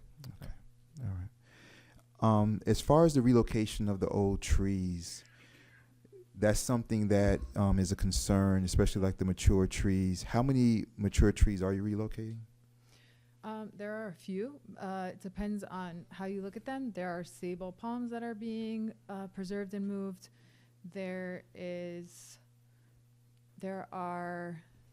So some are being just preserved. Some are being preserved and moved, and others are being added. So I'm sorry, I'm not sure. What was exactly the question again? It was how many, if you knew how many are being preserved? How many are being relocated? Oh, relocated. The concern was, you know, moving these older mature trees. Yeah. Can you pull out the plan? I have the. Do we? Oh, shoot. Do we not have that? We took it off. It wasn't there. It wasn't there, but then it's not on here when I'm looking. Did we delete it? We have the number. Hold on. I'd have to look. It wasn't Where, here. is this it? Yeah. Hold on. Can we make it bigger?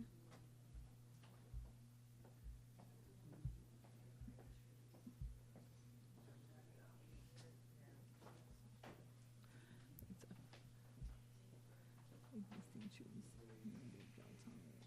Oh, this is just a schedule of trees. Sorry, we're gonna. No problem. While you guys are looking for that, yeah. So there was a constant concern about why do walls have to go up? If you just want to kind of talk about why there needs to be walls around the project. So the walls are for safety. It's safety for children. It's also to keep the kids where they're supposed to be on the property. It's also acting as noise abatement. We were actually told that people may want a larger wall. We lowered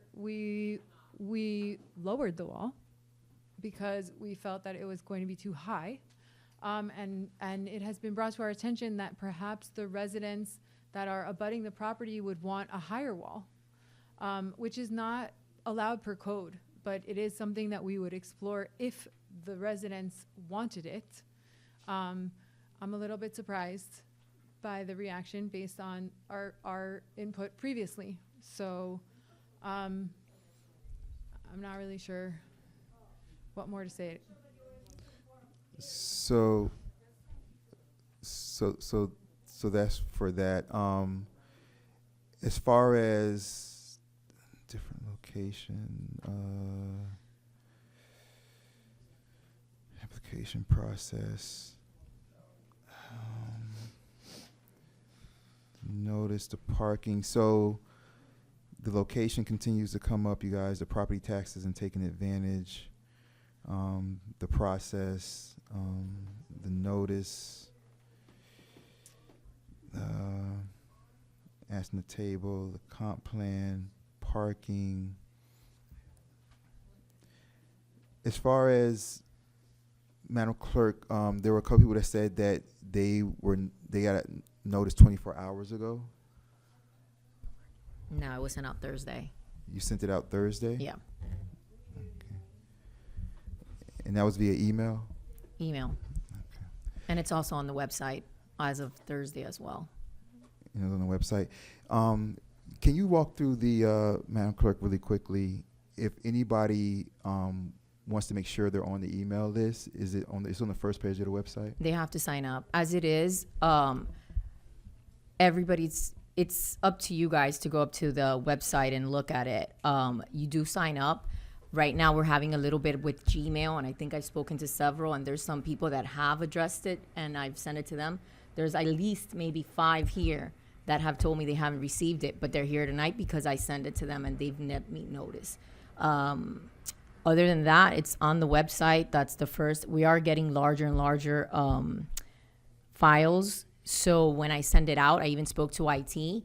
They have a problem with the Gmail kicking it back, not exactly from our end, from the other end. That is something that I have been looking into, so we can hire a company so they can actually do it like that. It takes it away from my hand because we're doing it very old school. As it is, that's what. All right, thank you very much. There was a concern, which I share greatly, and that's about, and Ms. Hammonds and Attorney Geller and Attorney Fernandez, you guys might be able to clarify this. With the zoning change, when we're talking about the distinction of mixed-use commercial in relation to the Live Local Act, that zoning change and that particular distinction of mixed-use commercial, these are in my notes, that particular distinction of mixed-use commercial, is that something that, if you guys know, can be used if the school does fail to later like kick in the Live Local Act and then possibly increase the density over there on Northeast 2nd? I from can give the you a knowledge that you guys maybe have? on that, Mayor. The Live Local Act is very frequently misunderstood, and we don't know what it's going to look like, because every year the legislature comes back and tries to tinker with it, and sometimes those are bad ideas. But Live Local applies based on how tall other buildings within a certain distance from the site you're talking at are located. And in this case, without the act right in front of me, I mean, there's nothing that is very tall right around the old Raider Church. Now, we do have a couple of buildings that have just gone up or going up, and the absolute distance measure of that, I mean, maybe Mr. Fernandez knows. I happen not to know that exact distance measure. I think it's 1 mile. You know, I'm being told by Ms. Hammond she believes it's a mile, and I don't think those buildings are a whole mile away. Maybe, as I said, Mr. Fernandez might know better. But if they're within a mile, then yes, they could be the basis for somebody coming in and Live Localing at that site and doing something that's a lot taller than anything very close to it. But we're a small village. To say it's more than a mile from there to where some high rises are going up, I'd be hesitant to say that. So yes, it's possible that that could be used under Live Local if they're within the appropriate radius. Ben, do you happen to know the distance? I don't want to misspeak, but I believe that it's also limited to the jurisdiction. So you can't go and base your comparator site to a site in the city of Miami or Miami Shores. It I'm would be- talking about the yeah. ones that are being built right now in our annex area. Oh, we're asking about that, or we're asking about this rezoning? They can look at how tall nearby buildings are. I'm not sure Sure. if the two that are going up in El Portal Right. are within that. If is that a Yeah. mile? I'm not sure. I don't know. We would have to, we could study that question. We'll have another hearing, get back to you with an educated response. Okay, because my concern is that It's a valid concern that you have, Mayor. We have to measure it, you know, but it is a valid concern. Yes, sir. and I'm curious, like I'm wondering if this gets ignited, the Live Local Act, simply by the zoning change, or is it through the mixed use commercial distinction? Because, you know, if you guys need the zoning change, but that doesn't automatically kick in the Live Local Act possibly in the future, would it hurt your project to do the zoning change without the mixed use commercial distinction, or do they go hand in hand and they have to be that way? Attorney Fernandez, do you know? Are you sure? I would prefer to get back to you No with problem. an answer, No since problem. we have multiple hearings coming No up. problem. Right. No problem. But yeah, that's something that is a huge concern. Like I said before, you all, I think property taxes, full property taxes, is something that we should look into. I think something like those, because if we're thinking about, you know, the future of Northeast Second, and we want that to be, you know, El Portal's downtown the same way Miami Shores has their Northeast Second downtown there. We kind of want to extend that. You know, El Portal, unfortunately, we have the Miami Shores downtown, and then we have south of us that's being developed right over the bridge, and then you get to El Portal. It's like a death area kind of. So, so one thing that I would say that should also be something is, if you know this would move forward, and like you know, Attorney Yeller pointed out, we have a few more meetings before it's finalized. But if this would move forward, those parking lots, I think, since they're right there, they should be utilized after hours and on the weekends for El Portal's downtown area, possibly. You know, if we're looking to in the future have a downtown area like Miami Shores, you know, then we need some type of parking next to the downtown area or behind that if we're going to develop a downtown area in the future. So that's just something that you know, possibly we could keep in mind. Mayor, if I could just real quick. Let me just get through this real quick. And I got you. Okay. One second. Yeah, I got you. No problem. I also think that I'm gonna turn it over to you guys in a second. Anyway, I also think that you know, the sewage, if it needs to be done, I would say that, you know, maybe it should come down Northeast Second, so that in the future the businesses could tie into the sewage coming down Northeast Second. I think that's something that also should be something. I think that, you know, we should also have, because not specifically for this school, but for the neighborhood as a whole, and just like with Horace Mann, when they have their pickup and their release, we do have, you know, an officer that does go by there, even though they have a school resource officer. One of our officers still go by there. I think that, you know, I'm just throwing it out there. I think that, you know, we should have, you know, 2 or 3 police officers paid for a number of years.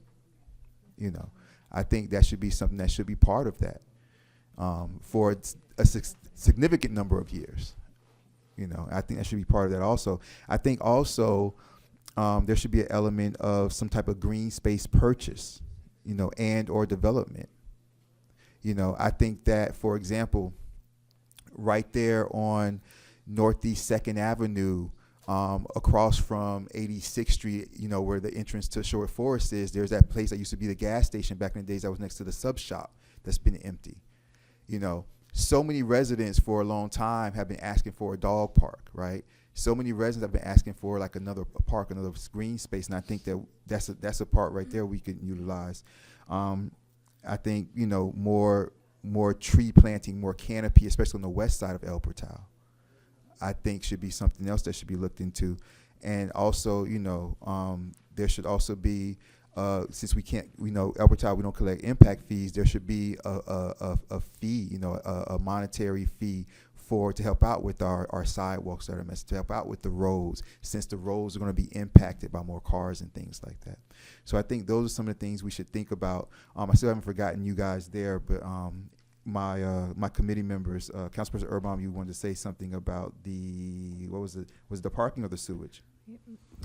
I believe, well, right now sewage, but there was something else that you had mentioned before. Let me get through it here real quick. It was the parking. It was the parking, and maybe being able to use it in the future, or use it for, like after hours and on the weekends, for Okay. to start to utilize our possible downtime. First, just real quick, I want to acknowledge that we've been in this planning and zoning committee meeting now for over 3 hours. So I do want to acknowledge that, because everyone's feeling it, but saying it out loud is a little bit different. So 3 hours and 25 minutes we've already been doing this. So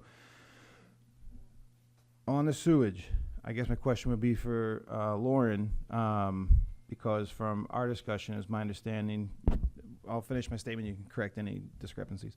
The requirement for the property to run a sewage line for their own purposes is a 2-inch line, okay? It's this developer's understanding that a previous owner of the property in their business plan was going to put in a 4-inch pipe, double the requirement. It's my understanding from Ms. Lauren that they would be looking at driving an 8-inch pipe from 87th up to 90th or 91st. They weren't sure exactly where it is, and then possibly cutting a block east to where there is a pump station, which I believe was someone's question earlier, or at least a primary hookup. I'm not sure if it would be a pump station, but the point being that additionally, the construction method of laying that pipe, as outlined to me, was an underground, like a boring method, as opposed to a trenching method. So I'll just let her answer to those issues right now So you before I were talk like- about the parking. You were really close. The needs for the property of the school would be a 2-inch, right? That would be more than covering what we need. The previous owners actually looked into an 8-inch, and that was because they were a restaurant, right? We are actually not able to exactly decide what we would like to do. We would like to do what is the easiest, cheapest, fastest, most effective. That is also dictated by WASA, WASD, and engineering. We also would like to be able to contribute in some way to the infrastructure of the city, and so we are looking into all options in regards to that. Does that answer? Okay, and then regarding the parking, so in the two discussions I had with her as well, I outlined a frustration that I had with the plans for the parking lot, because it seems that the obvious place to go for a developer who's looking to get their project approved within the village would be to make the project be as appealing as possible to the village, right? So the residents' primary concerns tonight are clearly, what is the village going to benefit from this commercial development that should be benefiting the village because it's a commercial development, right? And so the question becomes, for me personally, how did the developer miss the opportunity to turn they're going to raise two structures to put in parking, RAZE. They're going to raise two structures to put in a parking lot, two parking lots, right? The one parking lot occupying a double lot, right? How is it not just obvious that you would build a 3-story structure with parking on the bottom? It would still qualify as commercial, and you could immediately start generating a benefit through businesses to the village. And so I have a personal frustration that this was not just an obvious thought to do. I'm pleased that it's an open air parking lot, a flat parking lot, as opposed to a structure. I'm at least pleased for that. But on the parking issue, additionally, the county is in the process right now.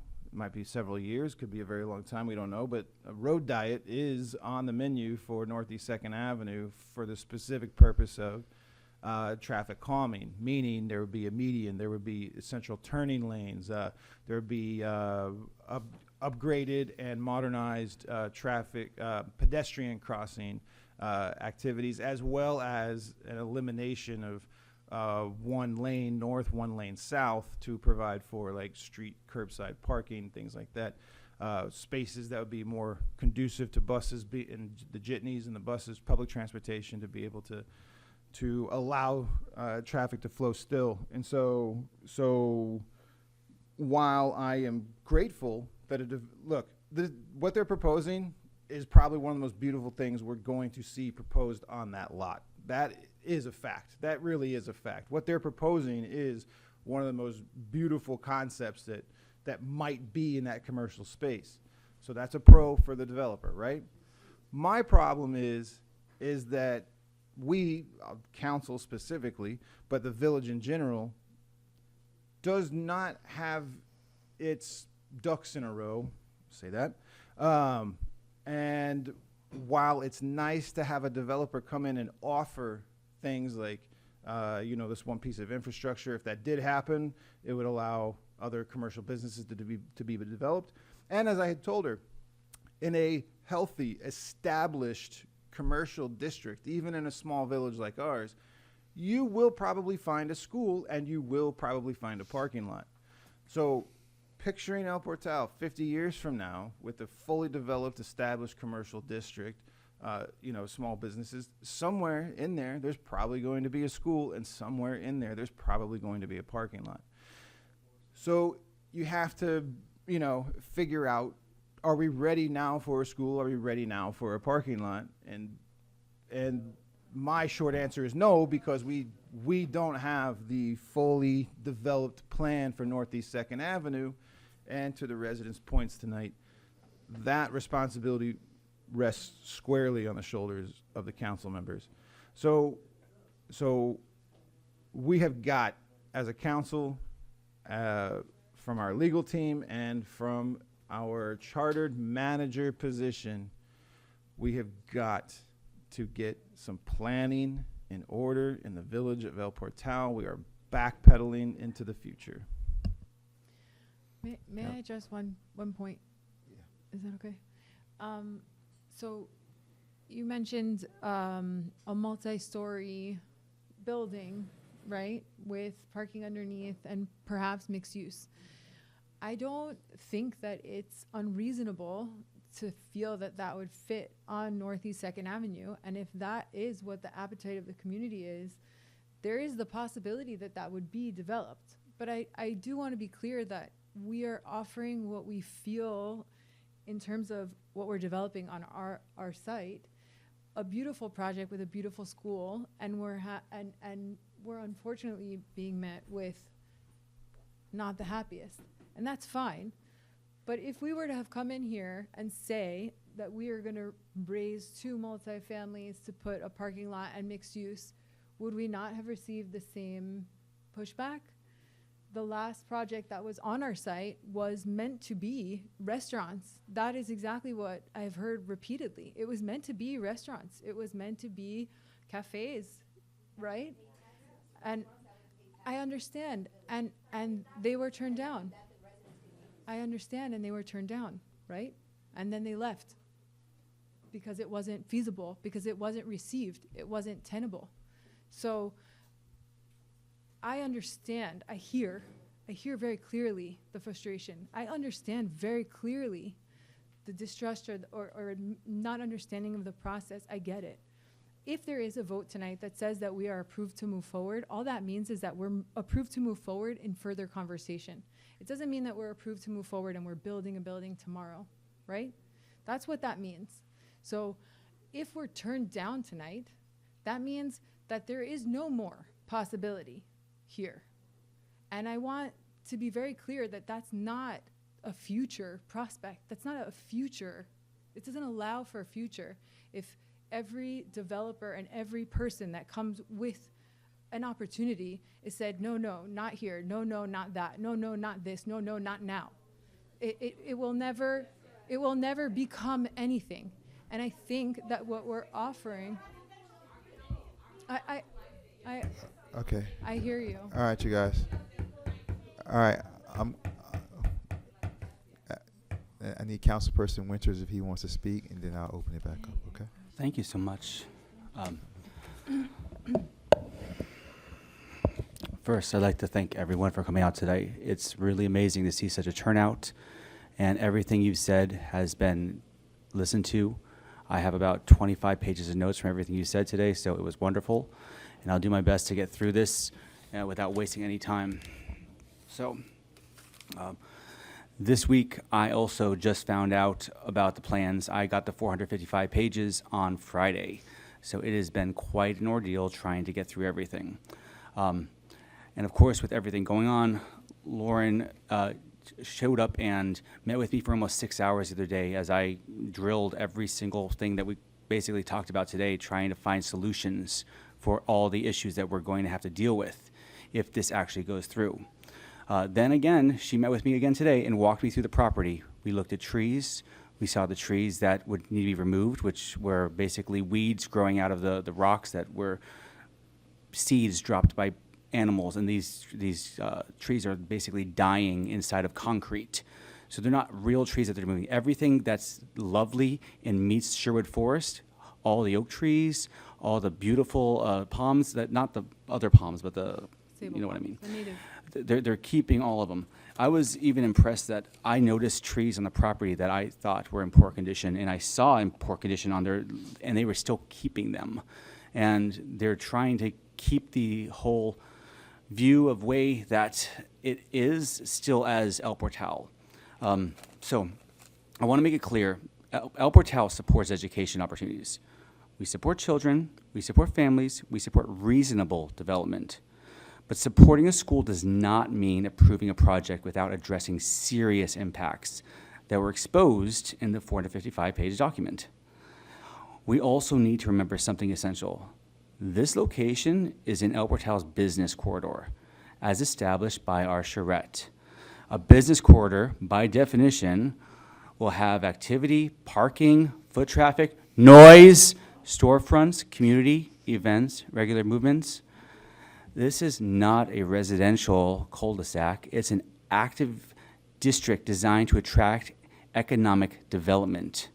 So the charrette envisioned this area to be walkable, vibrant, mixed-use corridor that would support high-quality businesses and bring value to residents and family. But lately, the atmosphere in some of our meetings, including moments tonight, has created a negative tone that discouraged investments. We've already had potential investors and business owners step away from El Portal because they felt unwelcome or sense instability in our public process. If we want to build a thriving downtown and attract the businesses envisioned in the charrette, we must create an atmosphere of professionalism and constructive dialogue, not hostility. So before I go any further, I would like you to please not yell from the crowd because I have a long speech and I know everyone wants me to finish it as quick as possible. So before I go any further, I want everyone to understand this process. This is not a final approval. This is not a last opportunity for input. This is not the end of a conversation. We have minimum 2 more meetings, which means a whole 3 months. We have a lot of time to fix or deny. This is not the final vote today, and by everyone showing up, we know how important it is to this community. So this project requires multiple approvals. Tonight, the planning and zoning, right? And then we have the council meetings, 2 of them. So the project, when it goes to the council for the first reading, through an ordinance, it requires a second reading for the ordinance. So after that, the applicants must negotiate and finalize binding development agreement, which incorporates every condition that we require. So, and finally, the council holds a second reading and then a final vote. Tonight is one step in a structured, multi-step process. The goal is to determine whether this project can move forward only with conditions that protect the village. I also want to share something personal that gives me a unique perspective on the project. My master's was in education. I've worked at Gulliver Academy, I worked at Westminster Christian School, I worked at Miami Country Day School. You guys might have seen it when I brought Phil Collins out of retirement at Miami Country Day School and basically had one of the biggest concerts for middle school in the history of that school. 1 million hits on YouTube. So I understand private schools, not from the outside, from the inside. I have seen firsthand the operational realities, the traffic patterns, the parking demands, the event surges, the parent queues, the construction impacts, and the long-term pressure that institutions place on the surrounding neighborhoods. My concerns tonight are not theoretical. They're going to be based in facts. They are based on a real-world experience inside of Miami's major private school system. So with that context, the charrette vision, the business corridor, the multi-step approval, and my direct experience in private schools, I want to walk through this applicant's, but I don't want to take all 455 pages. So tonight's discussion by myself will be about, is the school good or bad? It's about whether the project as submitted is safe, functional, and compatible with El Portal. And if they're going to get passed, it has to be through a lot of conditions. So today I did meet with Lauren, and I brought out my 3 full pages of conditions to get met in order to get this passed. The first section was about the traffic impacts. The traffic pattern approved last year. If everyone's not familiar with this, we approved a 5-year plan to make all the streets from 85, 86, 88, 90, 91st Street one-way streets from east to west. This means every single person that wants to go down these streets has to drive down 87th Street. When you drive down 87th Street, you're hitting 55 trains a day. Now, let's think about this. This already got passed. No one showed up and complained about this. So all of you are about to see a traffic pattern without the school, where everyone that lives here in Sherwood Forest from 85 to 91 has to drive down 87, get stopped by the train 55 times a day, and then just to come backwards on their street from east to west. This is currently in the works. This has already been approved, actually, into the actual plan. So also, as my council person next to me mentioned, there is a road thinning. We have a business corridor here, and we're thinning a road from 5 lanes to 2 lanes. Now, a business corridor needs to have restaurants, it needs to have businesses, it needs to have cafes, everything else. What do those restaurants and businesses need? They need semi-trucks to stop in front of them and drop off the keg of beer, to drop off the food, to drop off the clothes. What happens when you take a 2-lane road and you put a semi-truck on it, stopping and unloading? Well, everyone has to drive around it into the opposite lane. This is the road thinning that they approved. This means our entire business corridor has been hurt from the very beginning. There's no way this can happen. And of course, there's no way this school can survive if we have a 2-lane road where everyone's waiting to take a left-hand turn off Northeast 2nd and blocking traffic from north to south, or they want to wait to take a right-hand turn off of Northeast 2nd, and they're also blocking from south to north. We're basically creating a traffic hazard with the school, but it's not the school's fault. It's our fault. I didn't vote for it because I was on the council yet. But this is something that is about to happen. If you guys have not seen this, I would heavily look into this. So with this traffic and this one-way network of fundamentally reshape how cars move through the village, we are going to be in a lot of trouble. The pattern forces all residents through a single choke point. And with that single choke point, we're basically going to be then stuck by school zones, by people going in and out of the schools, by us basically hitting the train 55 times a day. It's a disaster. So it was never actually modeled into this school as well. I've read through this long report, and their entire traffic study is based on the current conditions. It does not work with the way our actual traffic is going to be in El Portal. So the first step, if the school ends up fixing everything that everyone here came and talked about tonight, there's no way it's going to work until we fix this traffic pattern that's been voted on. This means undoing it. Otherwise, we're not having a business corridor. We're just going to have traffic, congestion, and noise. So the applicant also modeled wrong road networks. So the applicant's traffic study compounds the problem as the model from the world does not exist. All east-west streets model as 2-way, 2nd Avenue model as 4 lanes, full turning movements assumed everywhere, no train blockages included. And of course, I know this because I've worked with the private schools. The nannies come and pick up their kids.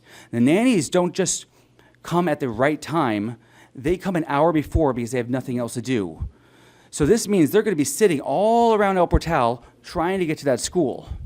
So where are we going to put all these cars? And what happens when they're waiting in a line or they're waiting down the street and then they're blocking a road that's also being blocked by a train? You guys think it's bad now? Imagine what's going to happen if this all goes through. So in their actual study, Section 9, it is completely incorrect.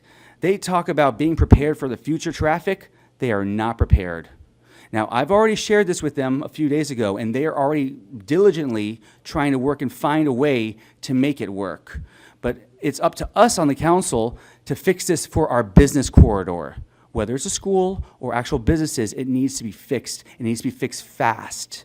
Because if it happens, all of you guys, there will be 10 times the amount of people here, as you won't be able to even leave your house without a car being behind your driveway, sitting in traffic, waiting for the train to pass. All 6 streets going down 87th Avenue to get to their homes. So the Northeast 2nd Avenue modeled incorrectly was only one of many things. And of course, they're going to have to work with sidewalks. They're going to have to work with how they're going to do crossings. We're going to need police activity. Every single school I worked at takes and pays for off-duty cops. They're going to have to pay for off-duty cops to come and work. And it's not just one, it's got to be multiple. Every street that has people waiting or coming in, this includes 87th, Northeast 2nd, 88th, needs to have a police officer. This isn't just the way it is, this is the way it is everywhere. So, of these required traffic fixes,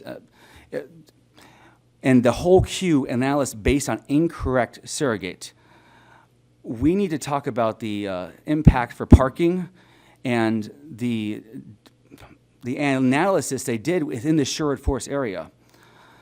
Off-site parking lots areas counted through will be demolished, right? So the off-site buildings, multi-use, are going to be demolished. We're going to build a parking lot there that fits 33 cars.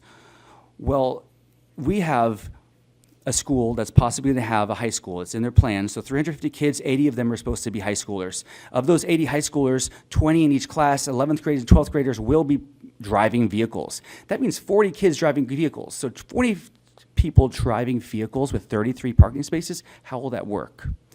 So we cannot handle this school unless we fix the parking situation. There's a lot of way to fix it, but it's going to require almost complete change of their plans.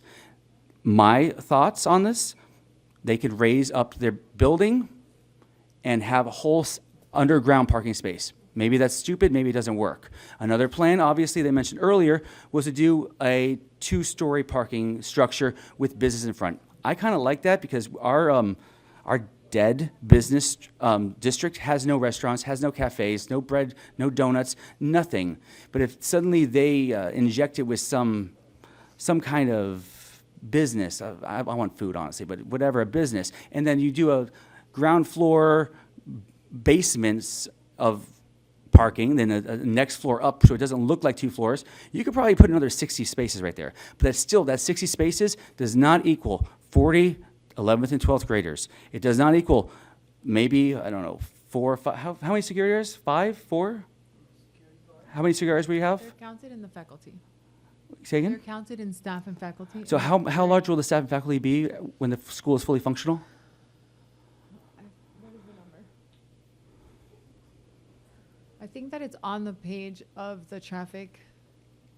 I'm sorry, but I've been standing for a really long time, and my brain no longer functions about numbers and where it's located on the chart.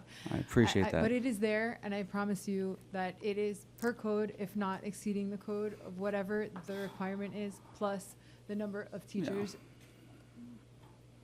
Well, as we learned tonight, the code is wrong. There's no way you can put 40 people and 12 teachers and, let's say, 10 faculty at 60 people in a 33 space lot. I and then understand that, and I'm hearing it, but with all due respect, we can only build and design to the code, and we have done our best to meet and exceed that in every area. And I appreciate that, and that's obviously not your fault, but obviously we need to make sure that we do not have people parking on their swales, in their driveways, blocking their driveways. So there's also other things that can happen. Do you guys plan on having events, school performances, parents' nights, athletics, entrepreneurship fairs, community events, anything else like that? Yes?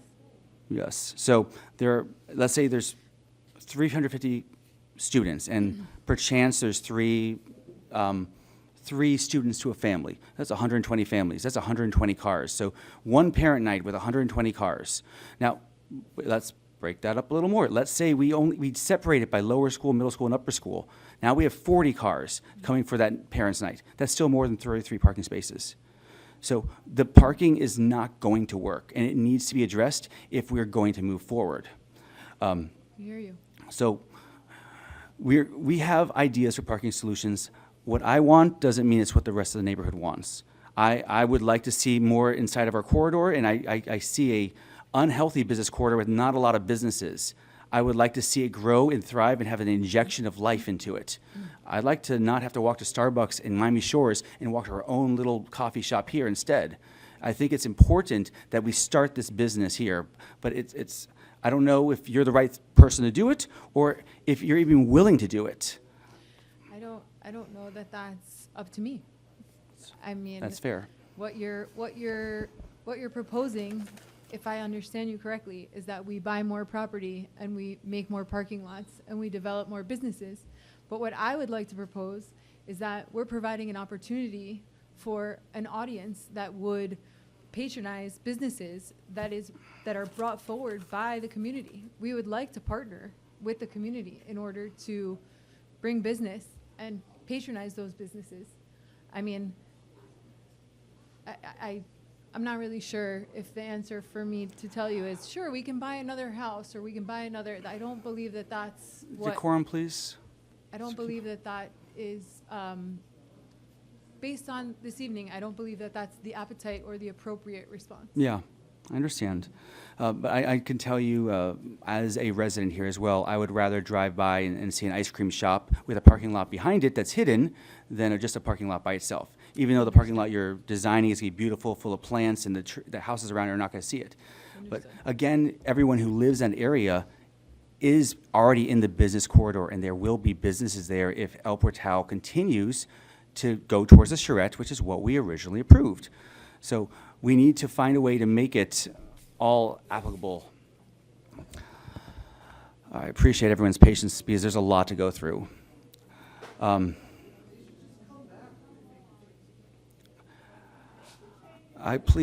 we stop screaming from the audience? Appreciate that. Are you good?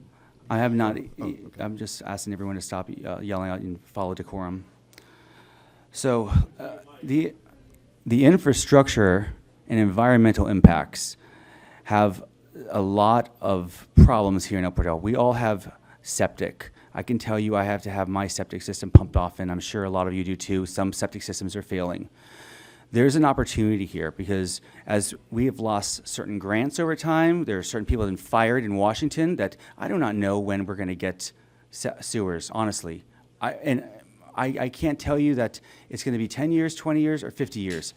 But right now, I believe Miami-Dade is requiring them within the next 5 years to have sewers. So my belief is if we want to revitalize our business corridor, we need sewers. Sewers are required for restaurants. The only way you can have a restaurant without a sewer is if you have, let's say, a Starbucks or a Subway or a sushi shop, something that does not need to drain in a certain way. And that's why Miami Shores does not have certain types of restaurants where they are. They have restaurants that work with a septic system. If we can make the school pay to run a septic system down Northeast 2nd to get to the school, it will allow actual ways for us to connect to the sewer. And that can be put inside the development agreement. So in the development agreement, we'll also have green space contributions. The school must contribute to the village green space improvements, parks, and possibly making more ways for us to enjoy the environment and the beautiful nature we have here in El Portal. And I believe they'll be willing to do that. But the general infrastructure is a burden, and this 455-page study does not address key impacts on infrastructure which require mitigation. So I mentioned earlier the tree preservation. Lauren walked through the property with me And we went through all the trees. And if you've been to any of the meetings before, you know I really love the trees in El Portal. I live in Sherwood Forest. This is where I plan to live forever. And I don't want the trees to go away. I don't want, especially the mature oaks. But after going through everything, there were 11 trees in poor condition that will remain, 8 trees in fair condition that will remain. And by the way, trees in poor and fair condition, this council has always passed to remove them, and they're remaining. The live oaks that are in good condition on 205 Northeast was 1, and of course it's staying. So they are going to relocate number 43, but number 77, 82, 83, 85, 86, 87 will be removed. So I went there today to look at these trees, and I took pictures. These oak trees have trunks that are about 2 to 3 inches wide. They're suffering, they're growing out of concrete, and they're not like the beautiful, majestic oaks we have here. All the majestic oaks that are on the property are all on the remain list. So I'm happy that they're keeping Sherwood Forest of El Portal, Sherwood Forest, and keeping those trees. There was a bunch of other small plants that they were going to remove, but then they added that they were going to add, was it 125 plants? I think it's more. 125 trees, was it? Again, what? It's 125 trees. Okay, so they're removing trees that basically are already dying, and they're going to replace them with trees that will thrive and hopefully stay in El Portal for the next 100, 200 years, as all these trees in El Portal are over a century old that are large oaks.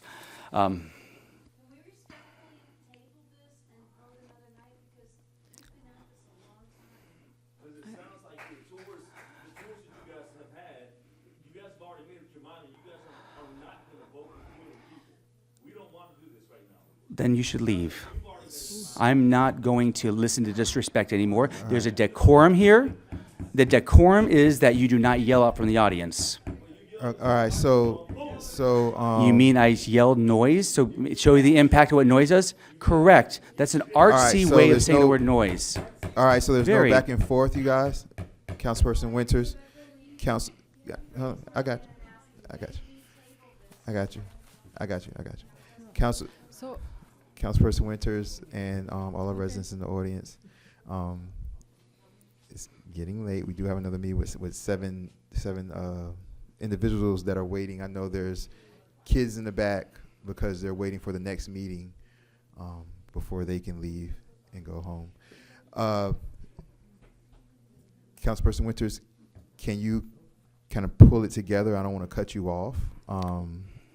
I stayed quiet for the entire time. I did what every resident talked, when every person talked, and I tried to create a list. I haven't even answered a lot of the questions that the residents asked. And I understand this is a long process, but I need to let this wonderful group over here that might be just tonight here to know what some of our stipulations are for if they are to be here, what is required. And I can't get to that until we get through all this. So if we move this to another day, I have to go through this entire list all over again. Councilperson Winters, can you just continue and just try to get through as quickly as possible, please? Okay. On the section of full property taxes, everyone should know that our property taxes do not go to El Portal. They go mostly to Miami-Dade before they come to El Portal. If we make them pay property taxes, we won't get very much of it. But if in our development agreement we ask them to pay a yearly stipend directly to El Portal, not only can we make more, but we can use that money every year to help develop and fix all the infrastructure in El Portal. It's a great way to make it more viable solution since they're tax exempt. So we also mentioned that there are students that may not be able to go to the school in El Portal. I believe that we should allow for at least 10% of that school to be El Portal residents. And there should be scholarships put in place so that El Portal residents that cannot afford to go there can go there so they can match that 10%. This way, we can always guarantee that there are actual students from El Portal in that school. If anyone does not know, Horace Mann has 0 El Portal residents going to that school.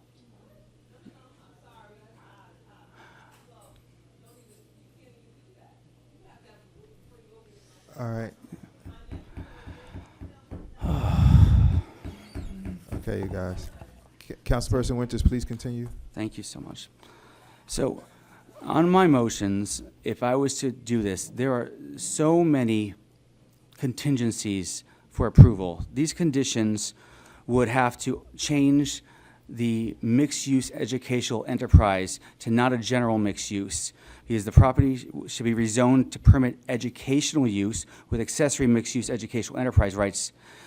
Accessory mixed-use rights shall include only those activities that directly support the school's curriculum, such as entrepreneurship training, student business projects, farmers markets, community events, and infrastructural storefronts. This shall protect us from us having a mixed-use corridor that if this ends up failing, we do not have a Live Local Act take over in that spot. Further, that zoning of this school, if it shows, we need to have a reversion clause that if at any time the primary educational use ceases, terminates, transfers to a non-educatory entity, or becomes inactive for 12 consecutive months, all mixed-use rights shall automatically terminate and the zoning shall be reverted to its prior classifications without further action by the village. Again, this is to protect us from the Live Local Act, because we don't have a 12-story building there because we changed the zoning and they decide that they don't want to be here in El Portal. So I don't know if this is even possible, Mr. Geller. All right, I'll come back.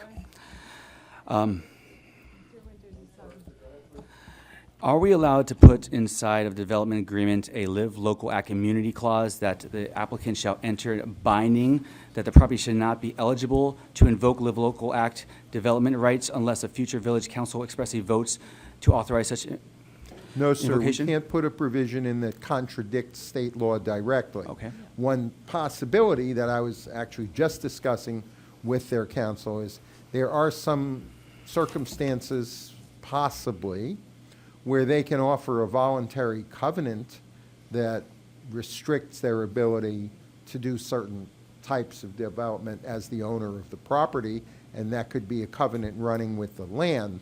But in the same way that we could not have forbidden the other property in the village from seeking to do affordable housing, because that's a state law, we cannot have a local law that contradicts state law on Live Local, because if you could, every single municipality in the state would adopt that.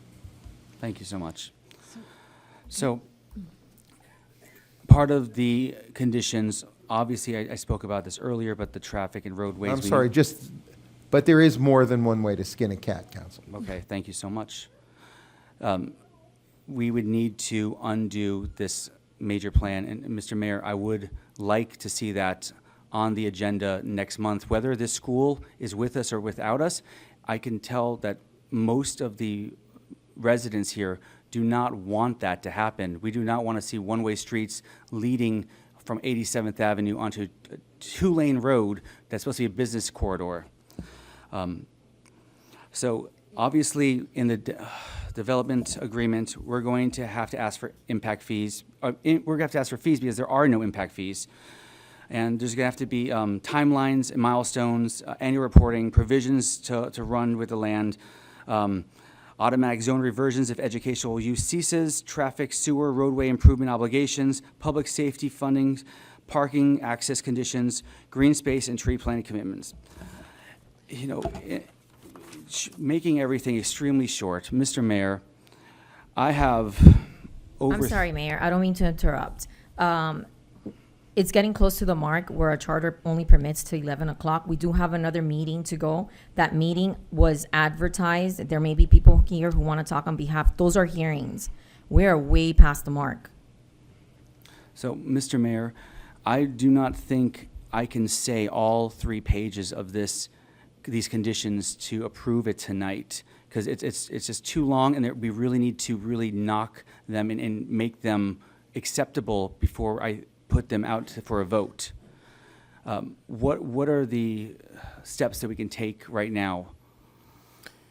It depends on what you're trying to, when you say you need to speak about it first, there's things that can also go into a development agreement. So there's certain things that, and I promise I'll open it back up also, but there's certain things that you can say, I want to either, I either disapprove or I want to approve these things with these conditions. You can say that with certain conditions, or because we have 3 meetings, or you can say that you want to approve with conditions that will be implemented upon second reading or the next meeting. You can say that also. That might make it easier, because I would like to definitely redefine a lot of this and make sure that we get more resident input as we make the conditions more resident friendly, and we make sure we include what is basically being spoken. Remember, since this, this takes a few readings, you all, up to the last reading, it could be denied. Just to clarify, So- if there's a motion made this evening to approve this for planning and zoning recommendation, all we're recommending is that we move forward in conversation. Is that correct? So is it possible to say that we could make a motion that is conditional on further conversation prior to council reading and contingent on conversation and town halls? We could do that, but it's my understanding that in the world of deal making, we are extremely far apart right now, to the point that I'm going to move to deny the application.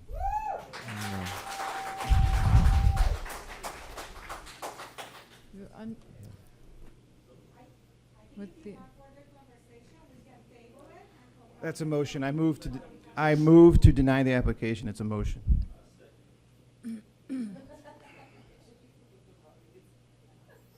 There's a motion on the table. Is there a second? With apologies to all involved. There's a motion on the table. Is there a second?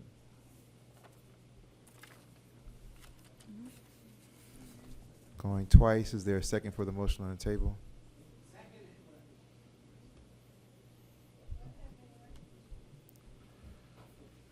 Going 3 times. Is there a second for the motion on the table?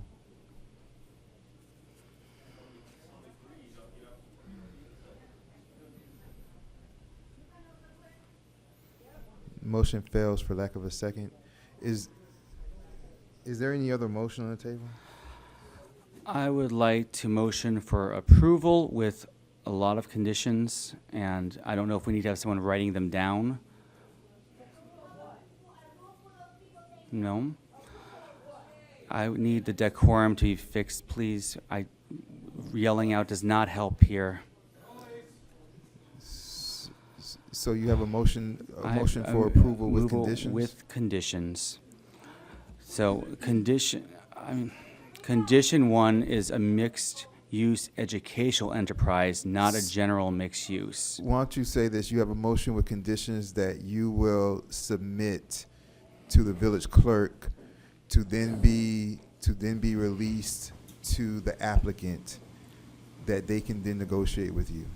Mayor, as And the opposed pu- to and the having public, so something they would be aware. unstated, is an alternative to what you said. It would make more sense to say with conditions to be spelled out in a development agreement, failing which the project does not go forward. It's my understanding that this is a simple site plan approval and that there will be no development agreement. Is that correct, attorney? No, because we have both a comp plan amendment and a rezoning, and in connection with those, it's not, a site plan approval would not allow the project to go forward. It needs these other pieces as well. Conditional use and site plan approval that can be done by resolution, but also Does that comp automatic? plan amendment and rezoning, and certainly you can have a development agreement in connection with those. Okay, those don't trigger a development agreement. It's simply that we could have a development agreement. Is that right? And, yeah, but Okay. if the motion is that there will be conditions imposed in a development agreement, and if we do not come to a development agreement with satisfactory conditions, there is no approval, that makes it not just the possibility, that makes it mandatory that you have that. Okay. Very good. All right. So, did I understand that, Mr. Geller, I can put a motion through that we put forward a approval with the condition, and I can turn it in later? I cannot. That the condition you would, you can't turn in something, you can't vote on something that doesn't exist. That's what I thought. Period. Okay. But you can say that as a condition that there be a development agreement to the satisfaction of the village that the applicant agrees to, failing which there is no agreement, that is a condition for the approvals that are being sought, the site plan and the special exception and the comp plan amendment and the rezoning, and that would allow not just the council, but it would allow, since there are at least 2 more meetings to talk about it, it would make sure every resident can be heard at least twice more before the development agreement itself is adopted, that every resident could weigh in on it, and whether there's at least one more of those has got to be a public hearing, but our mayor certainly allows comment at every meeting, so you really have at least 2 more meetings, and the conditions could be negotiated and the public can be heard. You have to present the development agreement publicly before the first meeting where the development agreement is voted on. It has to be in writing, and then there are 2 meetings where the development agreement itself must be considered, and the public gets to be heard on all of the conditions of those. So then you're not conditioning it on something that doesn't exist, you're conditioning it on something that you're requiring must, to Councilman Urban's point, must take place in the future, or there's no approval. Okay. So I will continue then with my long list of conditions. So, condition number 1, mixed-use educational enterprise, not general mixed use. And so these conditions, obviously, I'm expecting them to show the change in the next month's meeting if it passes, and they will show this happens. Otherwise, it doesn't go through at the council meeting. It fails there. So the property shall be rezoned to permit educational use with accessory mixed-use educational enterprise rights only. Accessory mixed-use rights shall include only those activities that directly support the school's curriculum, such as entrepreneurship training, student business projects, farmers markets, community events, structural storefront uses, etc. Condition 2 is the reversion of the school zoning if the school ceases. So if at any time the primary educational use ceases, terminates, transfers to a non-educational entity, or becomes inactive for more than 12 consecutive months, all mixed-use rights shall automatically terminate, and the zoning shall revert to its prior classification without further action by the village. Next part, the parking site activation conditions. They need to come up with new options for additional parking. I need them to make their own options, but I also would like to see the off-site parking provide a new version of that 33 space lot.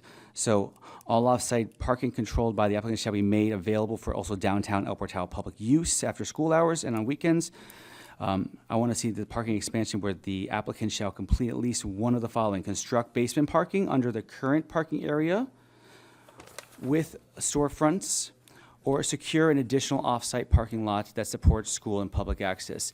I would also be okay if they were to raise the school up and allow for 150 or 200 spaces underneath the school, out of sight, out of mind.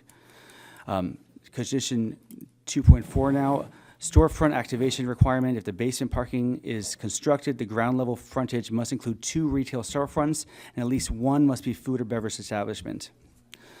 Now, section 3, the condition is traffic and roadway conditions.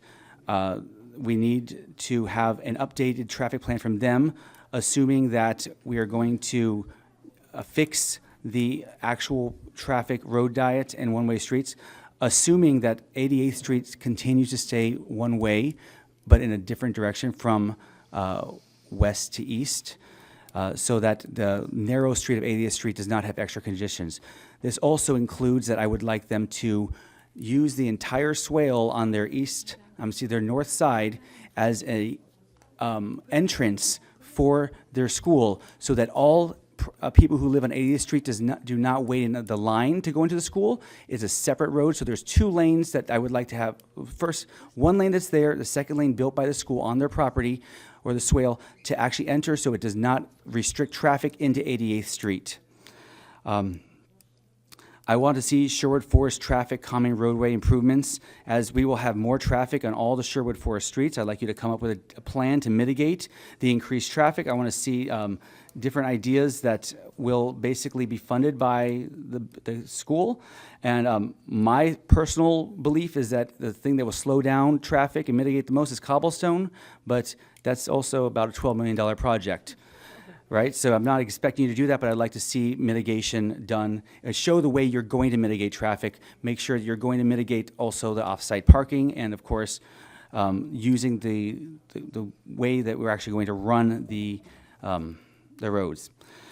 Section 4, infrastructure improvements. I want to see the extension run down Northeast 2nd instead of 1st. I understand we're going to use hopefully an 8-inch instead of a 2-inch, and I want to see this not running from 1st Avenue, but down Northeast 2nd, with the ability for future companies, restaurants, any kind of enterprises to hook up to that system. I want to see a green space contribution on 86th Street, Northeast 2nd. There's an empty lot there. I'd like to see a park that goes on the river and allows all of our residents to have a park that has river access. Condition 4.3, I want to see tree planting. The applicant shall fund a village-approved tree planting program. Section 5, public safety conditions. I want to see long-term police officer funding, at least for 3 officers for a minimum of 15 years, as we are having to pay and do more police officer watching for it. Okay, so next, 5.1. I want to see financial conditions in the development agreement. There will be a monetary contribution. It can be discussed later on. I want to also see minimum 10% of the students from El Portal will be required to be able to go to the school. I want to see scholarships put in place so that that 10% can be met. Of course, if 10% cannot be met, I would like to see that as many can be underneath that apply. Yes. I would like to honestly hear and understand all of the things that you're putting forward. And so I'm not able to in this form. Is it possible for you to word it that it would be contingent on the development agreement, the future development agreement, and then privately and with attorneys, you can discuss all of those with the opportunity for people to have input on them. And then that way, it's specific, and it is something that we can actually work towards. We would like to work towards your goal. Okay. So, Mr. Mayor, what do you think? You made a motion. No, she talked about adding that part. That could be that could be the motion. All right. If you want to just amend your motion, that could be the motion, and then you would just need a second. All right. I wanted to ask their attorney really quickly. You said earlier you might want to have an extra hearing to compensate. Can you explain that? It was your words. I just wrote them down. Was there a reason for that? I don't think it's an additional hearing. I think he meant a town hall or an additional conversation, right? I don't think that he said that. Yeah. Okay. Maybe he said something else. Okay, that's fine. So on the last on my list, the applicant shall provide a substantial monetary contribution. I already did that. So full property tax obligations. The applicant shall agree to pay a yearly stipend equal to the tax amount of that building to El Portal that will go directly to El Portal and not to the Miami-Dade government. Mr. Geller, is that legal? Certainly we can, as a development agreement condition, we can put in a stipend. If we can tie it directly to the amount that their property taxes would come to, I honestly would prefer to research that issue and not take a position on the record. We definitely can charge one, but I just don't know that having it directly tied to that as opposed to an amount or something, I'd have to do a little more So research. we'll to call it answer then that. instead just the development agreement and those that we decide to choose in development agreement at the future council meetings, correct? Well, that was what I suggested, sir, yeah, before. Well, that's exactly added on what to I it, suggested. correct. That was also on my list, number 7. That's the end of my motion. All right, so there's a motion on the table. Is there a second?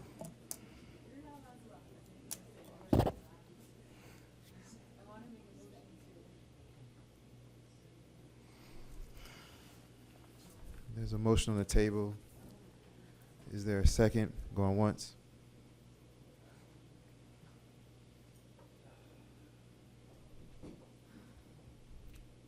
Is there a second to the motion? Going twice.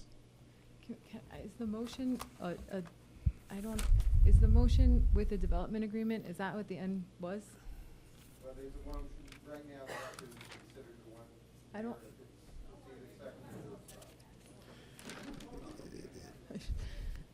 Is there a motion? Is there a second to the motion going 3 times?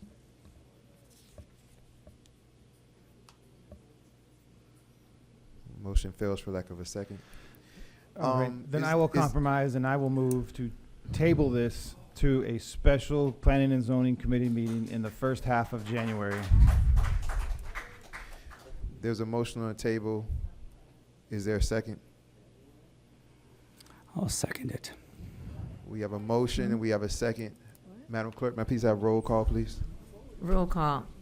Member Winters. Yes. Member Erbaum. Yes.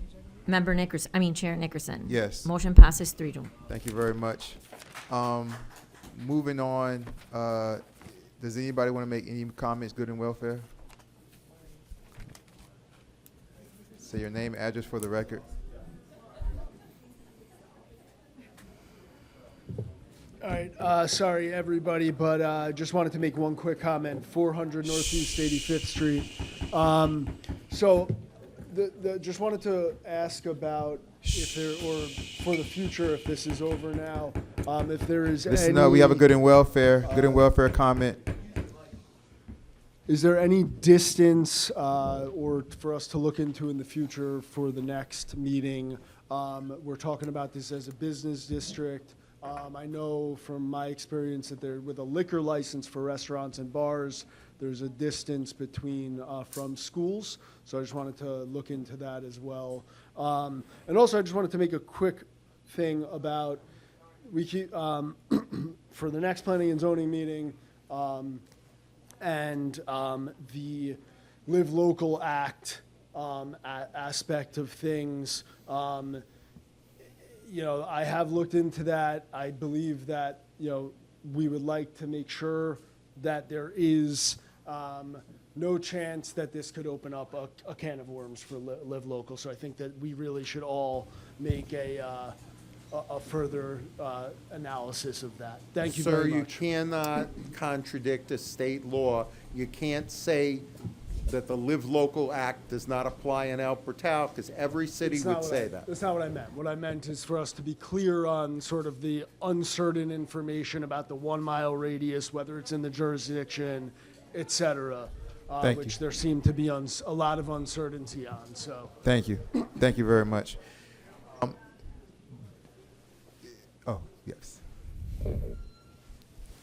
Alexandra Baza, 120 Northwest 86th Street. What it was clear to me from all this meeting is that we're simply not prepared to receive any kind of developers. We cannot treat a project of this magnitude on a long-term impact with the same way that we treat a simple garage conversion. And the truth is that we're not prepared to receive or evaluate larger business, even those that could contribute to the spirit of El Portal or improve our revenue. Because our current system lacks transparency, structure, and meaningful community involvement. As it is, residents are not allowed to participate in committees because their charter restricts participation of the residents, who are the larger, larger stock of investors in this community. In the meantime, it's the same people saying over and over again and dismiss our opinion every single time. Our representation is inadequate and insufficient, starting from Proservia, who apparently is giving the wrong information to developers. So I just needed to express that. Thank you. Thank you very much. Anyone else good in welfare?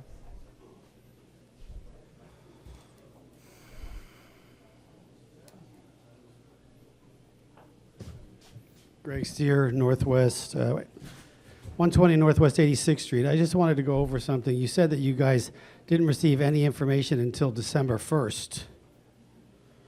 But the fact is that the public notice was published in the Miami Herald on November 12th. There was a letter from Christia to Newman's real estate company that you were copied on, Mayor, dated November 3rd. There was a letter from Ben Fernandez to the village manager dated October 31st. There was a letter from Coastal about the garbage pickup that was dated October 8th. There was a letter from WASD about the sewer connection for the school on February 4th. And some of the traffic data was from January. Interesting enough, the 10-page letter from Ben Fernandez to Christia on the original site plan was dated October 31st. I know because I made a PDF of it and I sent it to several people. If you pull up the site plan now, that same letter, the date has changed. The date is now December 4th on the same letter. Somebody changed the date. Adam Newman single-handedly built WeWork into a $40 billion company with other people's money. He convinced some very smart, savvy people to invest in a company that never made any money. Only Adam Newman made money. And then through a combination of hubris, inexperience, greed, and incompetence, he tanked the company, which eventually went bankrupt, but not before he walked away with $700 million. He talks a good game. There's no better fundraiser, but he's also a master manipulator. Bottom line, he's a businessman. He says he wants to change the world, but not if he can't make money doing it. By the way, they've already had a school. It lasted 2 years and failed in the middle of the school year. Anyone else good in welfare?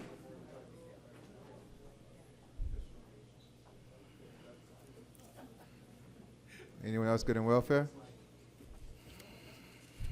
Hearing none.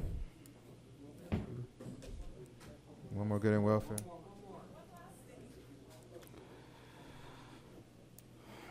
Very, very fast. Say your name, address for the record. Ashley Lucio. I just want to, if this does end up getting passed against all of our wills, I just please beg of you to consider what you were talking about earlier. The parking needs to be on site and not on the corner of Northeast 2nd and 90th. I'm sorry. I do not agree with that at all. So just please heavily consider that they need to redo those plans a bit and reconsider putting parking on their actual own site instead of off 2-3 blocks away. It just makes no sense. Thank you.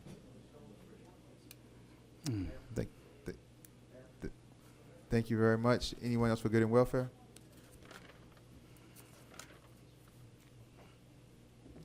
Hearing, seeing no more for good and welfare. Good and welfare is closed. Coming back to the committee meeting, let me just say before we adjourn that anyone can send anybody anything until the moment comes where the applicant sends in the official site plan. That's when it makes it official. There's been other projects at that property. There were other projects that people were talking about for years. They thought they were going to do, and it ended up not coming true. So until the application process goes through the proper channels, that's what makes it official for us. Yes, Mr. Mayor, All if I right. could. That is very true, which is why I think the residents are a little bit frustrated that as this application came in, we did not essentially immediately schedule like a town hall to digest the site application. And so it seems that we are arriving at the meeting where we decide on the site plan very close to the time the site plan was submitted, essentially to accommodate the developer, while it puts the residents in a position of not having the time allowed. Okay, the site plan came in, but now it's time to schedule a town hall at that point for such a property as this, such a plan as this. That, you know, so I think that is well taken, that, you know, we're not going to consider an unofficial site plan, but at the same time, the residents are correct in that there have at least been discussions that could have been discussed. There could have been residential feedback to be passed along to the developer over the past 6 months, it sounds like. And it's exceptionally frustrating to the residents, clearly, that the first step from receiving the site plan was not to schedule a town hall. So the only thing I would say is this: if you've dealt with any type of business developers, the things change all the time. So we would be meeting on information that the developers would change a month later.